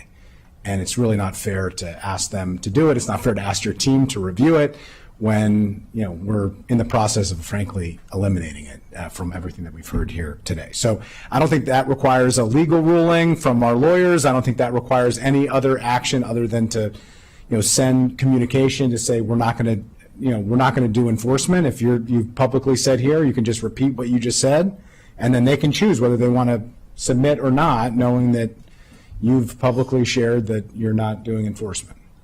But I'll let the lawyers decide whether the lawyers are needed, and I'll yield back. Thanks. All right, thank you. I have a couple of colleagues in the queue. Councilmember Albanaz. Thank you. Just a couple clarifying questions. So for context, how many of these surveys are we talking about, Director Conklin? You mentioned there aren't very many, but how many? Well, there are 6 survey instruments, one for each transportation management districts that are distributed to each employer that is participating in the program. So Ms. Brecker is here. She might have a better number, but there are hundreds of individual surveys. The question on the response rate is within each employer, how robust is that response rate within each of those employers? Gotcha. I guess that's what I'm asking, if we can quantify what that result is. What I have, and whether this is the most the best figure to report, but the figure collected by the IG report was an average of a 4% response rate of employees of 100 or more, employers of 100 or more employees, and for less than 100 employees, an average response rate of 27%, and that's across the 6 transportation management districts. Those rates vary in each of the transportation districts. The only district that meets and this is for FY23, by the way, the only district that meets its statutory goal for survey response rates is our employers of less than 100 employees in White Oak, of which the response rate is 50%. Thank you. That's helpful. So I co-sponsored Bill 2425 from the dais after having had a chance to reflect on it and read it and review it. I think it's clear the direction that this body is going to take, and I also express my appreciation to the department for their collaboration on this effort, acknowledging something's got to change because what we're currently doing isn't working as is intended. It does make me nervous before we have completed our process and set forth what the new regulations and rules will be, that we just not enforce the ones that are currently on the books. And that does concern me that could lead to potential exposure. And it does also put the department in a very difficult situation. We can't wink, wink and say, hey, we're working on this bill, it's going to change. In the meantime, just disregard what's currently on the books. That doesn't seem reasonable either. So my question is, I know obviously this has to go through the legislative process, but to my colleagues on the committee, when do we anticipate, and I know it's difficult to totally project, but do we have a projected timeline for passage of this bill? Again, acknowledging I co-sponsored it. I will turn to, we do have the public hearing scheduled, but I will turn to the chair of the committee. We are developing schedule for the fall. Your own bill is on that one too. That's right. And so we have a full schedule, but the fact that the T&E committee are co-sponsoring it should at least give indication that it will move quickly. Okay. So I think in addition to Council Member Friedson's suggestion about communication to those folks that have completed the survey, I also think that we'll want to project what the timeline is so that while we're in process, people aren't left totally out there. So that obviously seems reasonable too. But I guess I do want to ask maybe of our council attorney, any potential exposure issues that you deem problematic in this circumstance. Thank you, Madam Chair, or Madam President, and Councilmember Albornoz. I do think this is a complicated issue in which this is really an enforcement question for the department in consultation with the Office of the County Attorney. And I think that Councilmember Friedson's suggestion was a good one for them to consider in terms of like mulling over what, given whatever action the council takes today, what is the current status and what is enforceable and what should be communicated to the public about the enforcement. I can't answer you precisely about, any exposure risks without consulting with the county attorney's office as well. But I am happy to work with, council staff, obviously, and the director and to circle up with the county attorney's office. Thank you, Ms. Mullins. Thank you for your indulgence, Council President. So I don't know. I certainly appreciate the committee's recommendation. This does make me a little anxious, though, given what we just heard and given where the status is, which is in process and not yet complete. So, not exactly sure where I'm going to vote on this yet. Still need to think through a little bit. I yield back to you, Council President. Thank you. Council Vice President Joando. And Council President was right. We were going to take this right up to the wire here. There's we weren't going to have to break. I appreciate the conversation, and I've been listening intently. Not being a member of T&E, I do just from a process standpoint have a problem with presupposing action of the full body. I just think that for me is a bad precedent. Even if, as rosy as it looks, I mean, coming out of T&E, and I'm not a co-sponsor of the bill, but based on the conversation, I did read the IG report in preparation for today. I definitely think there are changes need to be made, and but you're implementing the program. We found out in this conversation, you're midstream of the survey. The law references the regulation which you're operating under. I have great respect for you as a director, Director Conklin, and your team. And so for me, it's really, it's not about the substance of what eventually happens. It's about where we are right now and what the appropriate process is for this and going forward. And so for those reasons, I think I'm talking myself into not supporting it and just extending it, not because I disagree with the policy, but because I just don't think this is the right. It is confusing. You are operating under it. We're midstream with part of the action right now. So I guess my question to our staff and to the director, whoever's most appropriate to answer it, is the extension is not saying we approve it's not an approval of the regulation. It's not saying we think these are great. It's just saying, hey, we have a bill pending. We're extending what's currently happening as status quo. Is that correct? Yes, Method 2 regulations are, have a 60-day deadline after sent over by the executive. This was sent over in December of 2023. We've extended the deadline now a number of times so where our current deadline is July 31st. We can set the deadline, the council can set its own deadline to whenever it chooses.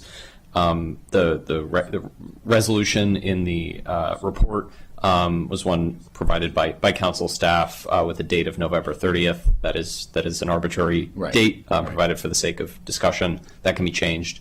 But yes, correct. That the extension is purely giving the council more time to deliberate on the regulation and does not signal approval or disapproval. And as we've discussed, the bill itself, and we just heard from the chair of T&E that we expect this bill to be before the full council probably sometime in the early fall, given this pending the schedule. So I think I'm comfortable with that in light of that we're not saying we think these are great, but we're just going to extend until we act on the bill. The only other question I guess I would have is, Director Conklin, are there other activities that are going to happen between now and then other than this survey? Yes, the other activities are related to development review and the application of the growth and infrastructure policy. Right. In most of those policies, transportation demand management is identified as the primary and most preferred tool for mitigating traffic impacts, and many development approvals require submittal of a transportation demand management plan. Now, those plans are useful independent of whatever other framework is done by council in terms of enforcement of those plans or future structure of those plans, but those plans are part usually of a planning board resolution for approval of a development application, and then are maintained by us and tracked by us after that as part of the transportation demand management program. That first step, I think, is the most important step, that at the time the developments are reviewed and approved, there continues to be a transportation demand management plan for development.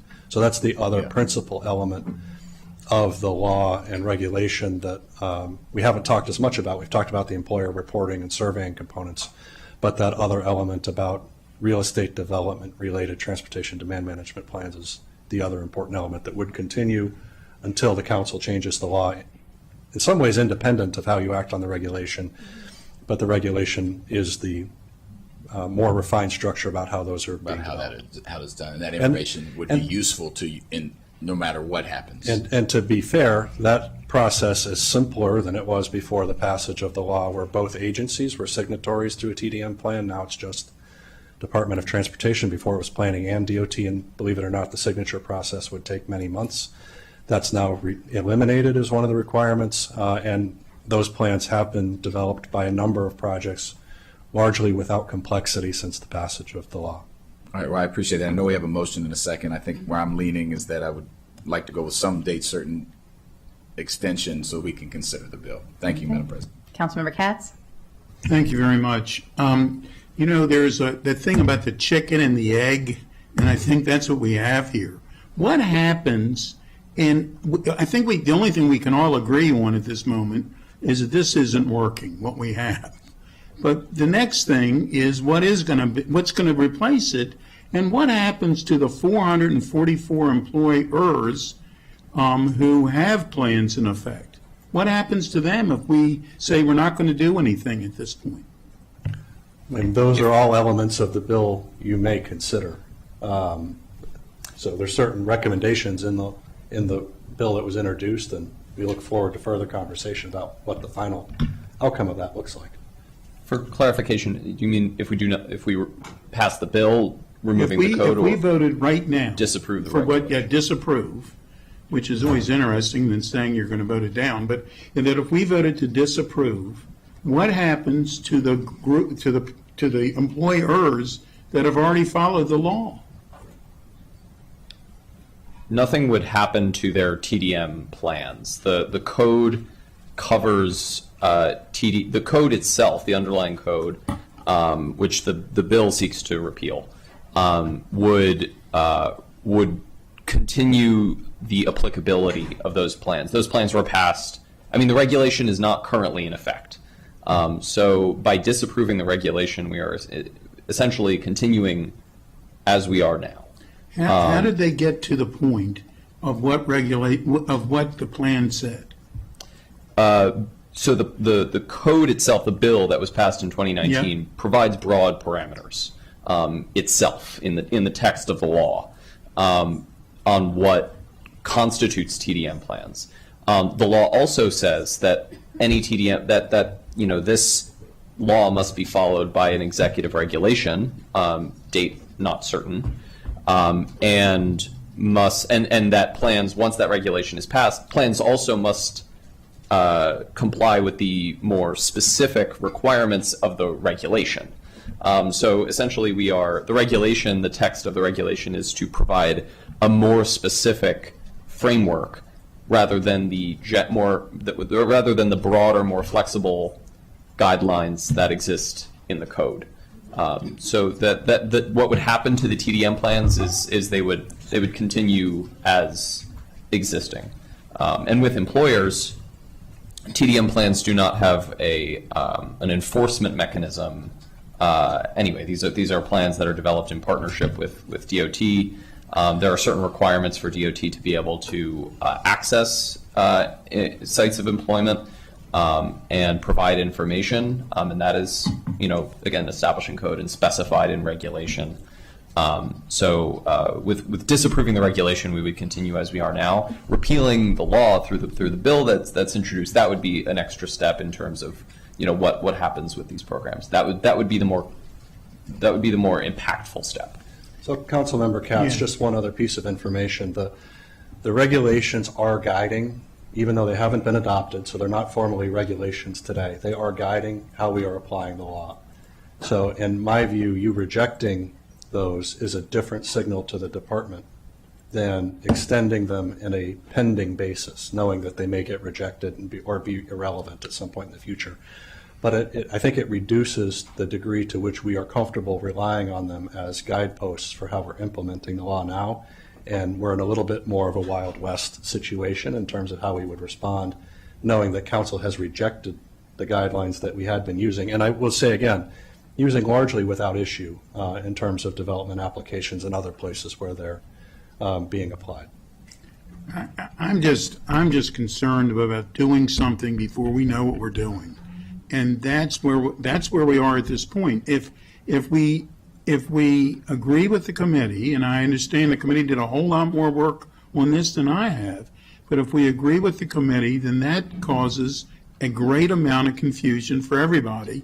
If we extend it, though it is confusing, and at the end of the day, we might reject the entire idea for TDMs. But if we do, then I think that should all be done at one time. That's why I will not support the committee recommendation. Thank you.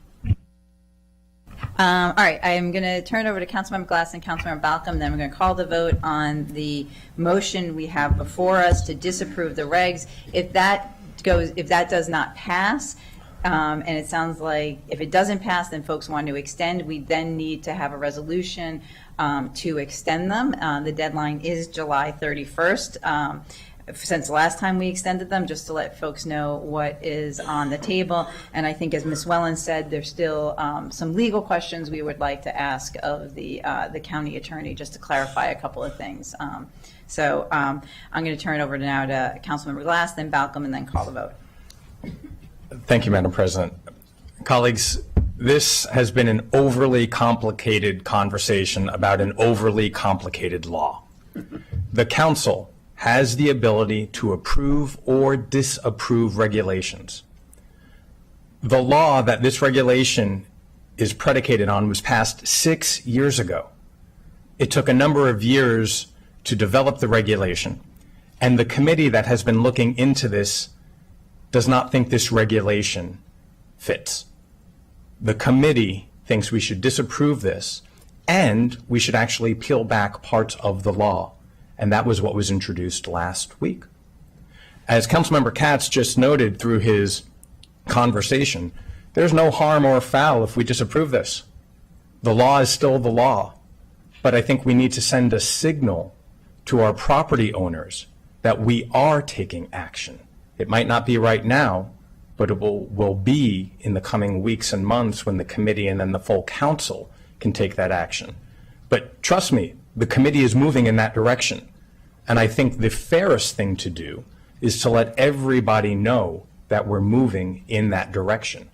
Disapproval of this regulation signals to everyone there will be a change. If you extend it, then we're leaving everybody in limbo. I hope everybody will take the committee's recommendation and disapprove this regulation. Councilmember Balcom. I'll be brief. So the argument that we can't disapprove a regulation because it leaves a law out there without a regulation undermines the whole idea of a method to review. And it is one of the process. When we think about process, one of our processes is that we get a law passes, the department submits regulation, we have the opportunity to approve or disapprove that regulation. If the argument is that we can't disapprove this regulation because it leaves us outstanding or leaves us open to any kind of liability, that means that we can never disapprove a regulation. And so from a process perspective, the motion on the floor is that we, the committee, after 18 months of this discussion, are saying we disapprove of this regulation. It doesn't fit the existing law. Thank you. All right. All those in favor of the motion we have before us, which is to disapprove the regulations on Regulation 8-21 on the transportation demand management, please raise your hand. And I have 1, 2, 3, 4, 5, 6, 7, and 8. That is carries then to disapprove the regulations. Thank you, Mr. Kenny. Thank you, Director Conklin. I know there's been a lot of conversation on. We really appreciate it. Further work on this topic with the council. Thank you so much. And I still think we have some outstanding issues for the county attorney just as we move forward based on Councilmember Friedson's recommendations. All right, before we get to our Pride celebration, we do have a consent calendar. Do I have a motion? So moved. Councilmember Sales moved. Councilmember Balcom second. All those in favor, please raise your hand. And that is unanimous with Councilmember Mink. All right.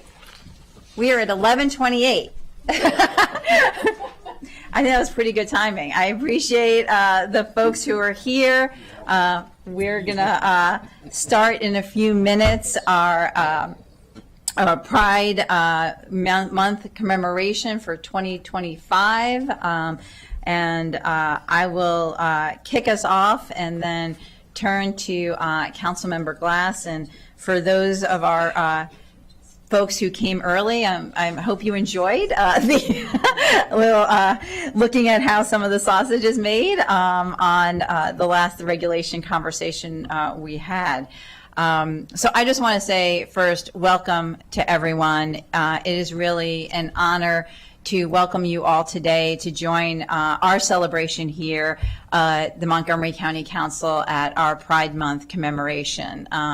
We know there is a great deal happening in the world right now, and we are so proud that here in Montgomery County, we have been celebrating Pride all month long and going to be continuing to do so till the very end of the month. And it's not only a month, but continue throughout the year, lifting up our LGBTQIA+ community. This year's theme is Unbreakable Pride, Unshakable Power, and it reminds us of the resilience that defines the LGBTQ+ community and the collective strength that drives us forward. To our community leaders, advocates, allies, and every individual here today, thank you. Your presence is a testament to the solidarity that fuels the progress. And I just want to acknowledge that we have with us representatives from Senator Chris Van Hollen's office, from Senator Angela Alsobrook's office. We have a large contingent from Congressman Jamie Raskin's office, as representatives from Congresswoman April Delaney. And it is just a testament to show how not only here at the County Council are we celebrating Pride, but we do so in collaboration with our federal and state partners as well. Here in Montgomery County, you know, we have been working on and making great strides, but we know we still have so much more work to do, and particularly for different members of our community. When we look at our Black, Indigenous, and people of color members of our community who are LGBTQIA, and our immigrant community, there is more work that we need to be doing for all our members of our community, and in particular those who are impacted by many of the policies and laws that are happening at the federal level right now. And this month and every day of the year, we want to be lifting up trailblazers in our community, and we're going to see a video in a moment that really lifts up leaders and advocates in our community and the work that they're doing. As I said before, now more than ever, we need to be coming together, celebrating our LGBTQIA plus community and working together to support you all. We see at the federal level with erratic and damaging decisions that are being made by the Trump administration, decisions being made by our Supreme Court, that here in Montgomery County, we need to remain focused on the health and welfare of our residents and reinforcing our unwavering commitment to remaining a welcoming and inclusive community. In particular, I know last week's Supreme Court decision to uphold Tennessee's ban on gender-affirming care for transgender young people was a blow to many transgender individuals and families across the country and in our community. And I will say that we all know here in Montgomery County that gender-affirming care is essential health care, and we're going to continue to make sure we safeguard it and promote this care here in our county and work to support those across the state of Maryland. And we're going to work to make it even more accessible. As we know, we've been talking as a council for the last couple of years that even though we do great work here in Montgomery County to make sure that gender-affirming care is truly accessible for members of our community here in our county, we still have work to do. I'm excited that during this month of Pride, we have been able to announce that the Montgomery County Pride Center is moving into actual physical space at the Bethesda Chevy Chase Regional Services Center. This enables them to have a brick and mortar location to provide services, host events, which they've already begun to do. And I know this has been a long time coming, and I want to thank all the advocates who are here today who have been really pushing forward on this effort to make this a reality. And we're going to continue to do more. This isn't going to be the last one. And I'm looking forward to attending the annual Pride in the Plaza this Sunday in downtown Silver Spring. I apologize ahead of time for the Purple Line construction, but we're gonna make it through it, and we're gonna have a great celebration because we know that our community, our LGBTQIA plus community, is a resilient one and one that knows that resistance is best done with joy and with celebration, and we're going to continue doing that, and we're going to bring it on Sunday in downtown Silver Spring. And before I turn it over to the video that Mershai and Joe put together, that is just fantastic as always, I'd like to turn it now to my colleague, the first openly LGBTQ member of our body here in made Montgomery County history, Councilmember Glass. Well, thank you very much, Madam President, for your words and for your leadership. I know this is policy work, but it's also personal for so many of us. So thank you to all my colleagues. Thank you to everybody who's here. And for those who are following the conversation. You know, these are crazy times we're in, but I would not want to live anywhere else but Montgomery County. And we have shown our colors over the last few weeks during Pride Month. You know, a number of us went up to Poolsville for the second annual Poolsville Pride. Who would have thought, you know, 7 years ago when we raised the Pride flag just across the street and the vitriol we received, that through our perseverance and our persistence, we've gotten to a point where Poolsville is having annual Pride celebrations. Big Train is having annual Pride baseball games. Glen Echo, Rockville, Olney Theater. All corners of Montgomery County are having Pride celebrations. They're all being attended, and they're all safe, loving, welcoming, inclusive spaces. And that's why I love Montgomery County. But we can't forget what we're seeing right down the road, particularly with the Supreme Court ruling last week denying trans Americans the health care that they need. And any minute now, there'll be another ruling about whether LGBTQ plus characters can be in books. Simple as that. That's the decision that they're going to be ruling on.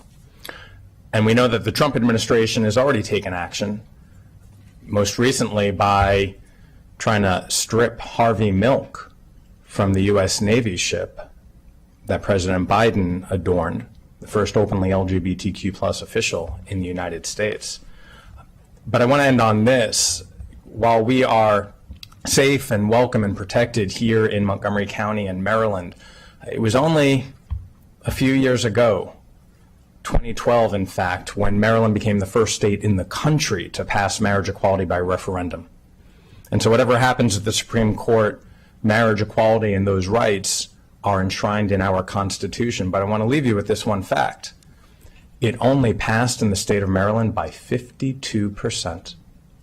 That's how close it was in 2012, 52 to 48. And so we have our rights, but we got to keep fighting for them. And it is members of the community and our friends and our allies that will keep holding us close, that will keep spreading love and light, because we are not going back in the closet. We are not being erased. And there's no place I'd rather be than Montgomery County. Thank you, Madam President. Thank you very much, Councilmember Glass. And with that, we're going to show the video that Mershai and Joe put together for us.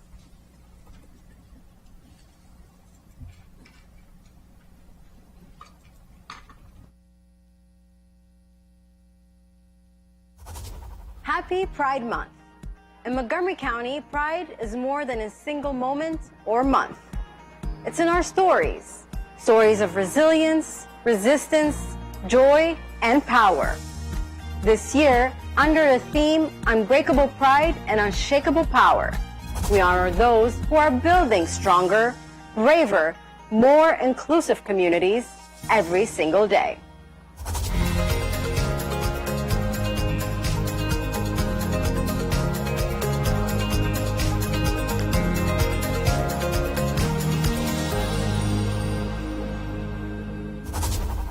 Dr. Amina Johnson is Montgomery County's first LGBTQ+ liaison, a bridge builder, a listener, a change maker.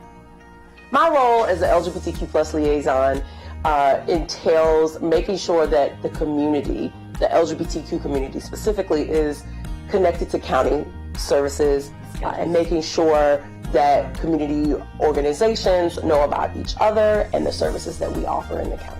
Let me send it right now to let them know. Her mission is rooted in access, making sure the voices of LGBTQ+ residents echo through every corner of county government. I always tell this story. When I was about 4 or 5 years old, I went on a trip with my grandfather on election day.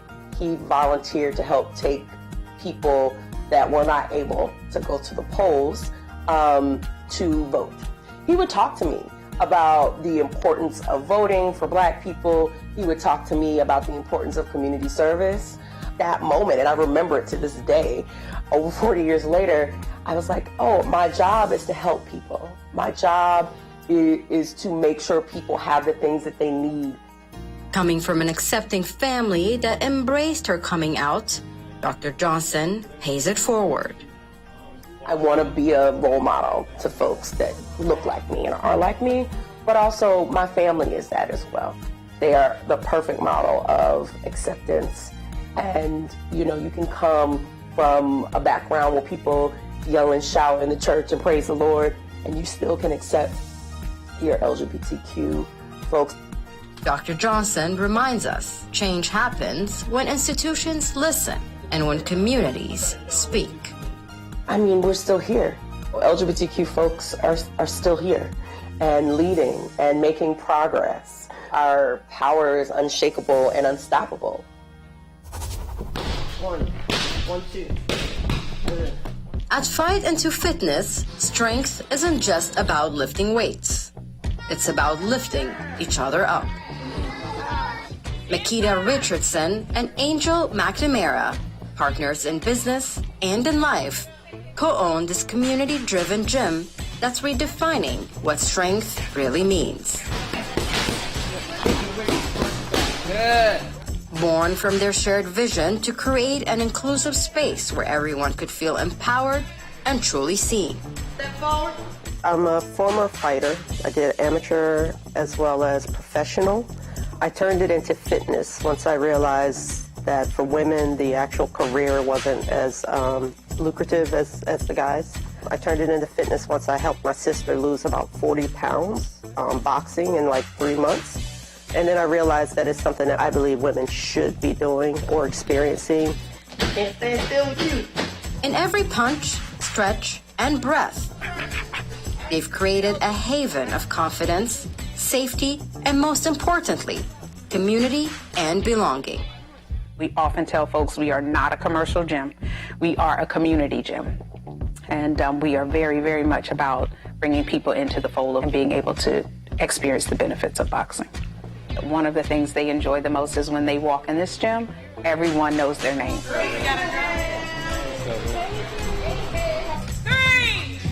2, wait! For them, pride shows up in every rep, every breath, every moment someone reclaims their body and their power. Pride for me in general is a part of my freedom zone. It's where I am able to grow, but also just be my full authentic self. Show people who you are. If you don't know who you are, then take those moments to find yourself. Husbands and co-owners Ken Skidmore and Julio Febrer are making their mark with bold flavors and even bolder pride. We both were working in another restaurant, and so we just jumped on the idea to do our own thing instead of managing for somebody else. Just like take full control of the business and run with our vision. It's the love for food and the love for people. So restaurant also represent a family gathering. So that's what we love to do. So we have the same heart for restaurant business. At Botanero Restaurant in Rockville, food tells a story of heritage, family, and love. This is amazing! So good. We try to be a fusion concept in the food that we're trying to serve, and we love the small plates concept, just the tiny dishes that people can share across the table with each other. Ken and Julio's pride is ever present. For them, Pride Month is a reminder of visibility, voice, and love. It's just a chance to celebrate who we are and being fortunate enough to live in a community where generally we're well embraced and supported and celebrated, and it just gives us a chance to do that. It's a celebration, and we are celebrating the individuals that allow us to be how we are now and to have a voice. They've made Botanero a place where love is always on the menu, and everyone has a seat at the table. In Montgomery County, pride is not just a word.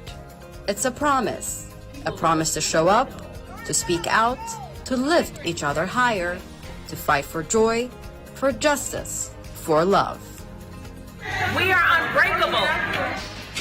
We are unshakable. We are Montgomery County.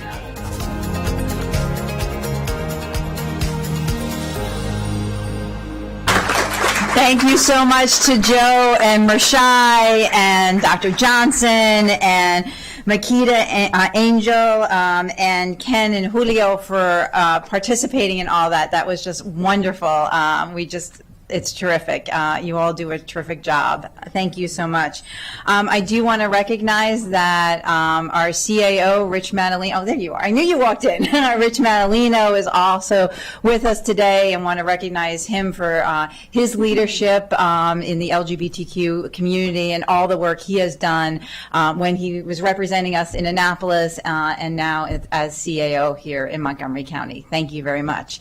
And so with that, we're going to read the proclamation. I'm going to kick us off.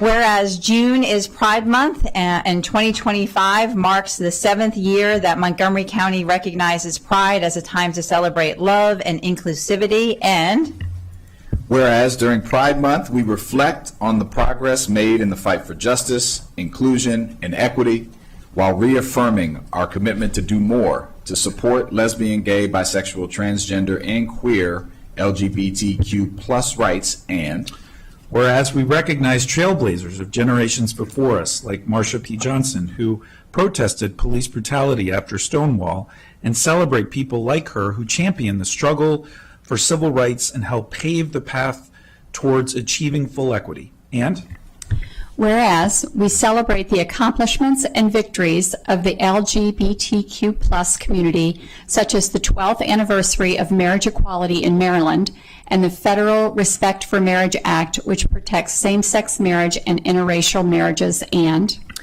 whereas we honor the resilience and determination of the many individuals who are fighting to live freely and authentically.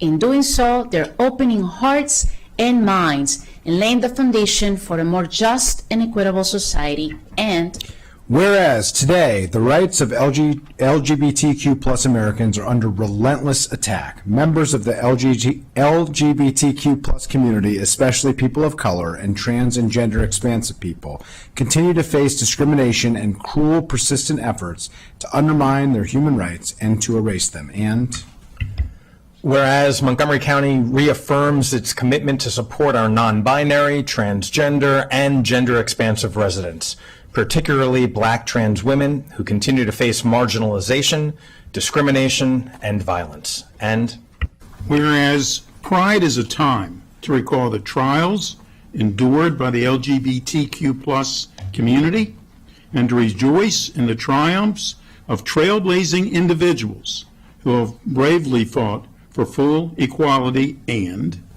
whereas the LGBTQ plus community and other communities within the county have organized flag raisings, parades, festivals, and many other activities to celebrate Pride Month and uplift their LGBTQ plus neighbors. And whereas everyone should be able to live without fear of prejudice, discrimination, violence, and hatred based on race, religion, gender identity, or sexual orientation, age, or disability. And whereas the meaningful contributions made by our LGBTQ plus community enhances our county's diverse history and culture with the Progress Pride flag proudly raised in our Veterans Memorial Plaza outside of the County Executive Office Building, Montgomery County stands with LGBTQ plus people, their loved ones, and allies locally and across the country.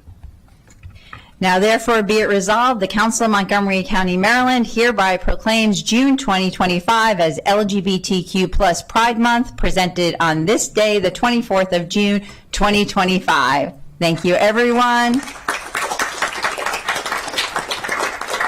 And now we need to take a picture.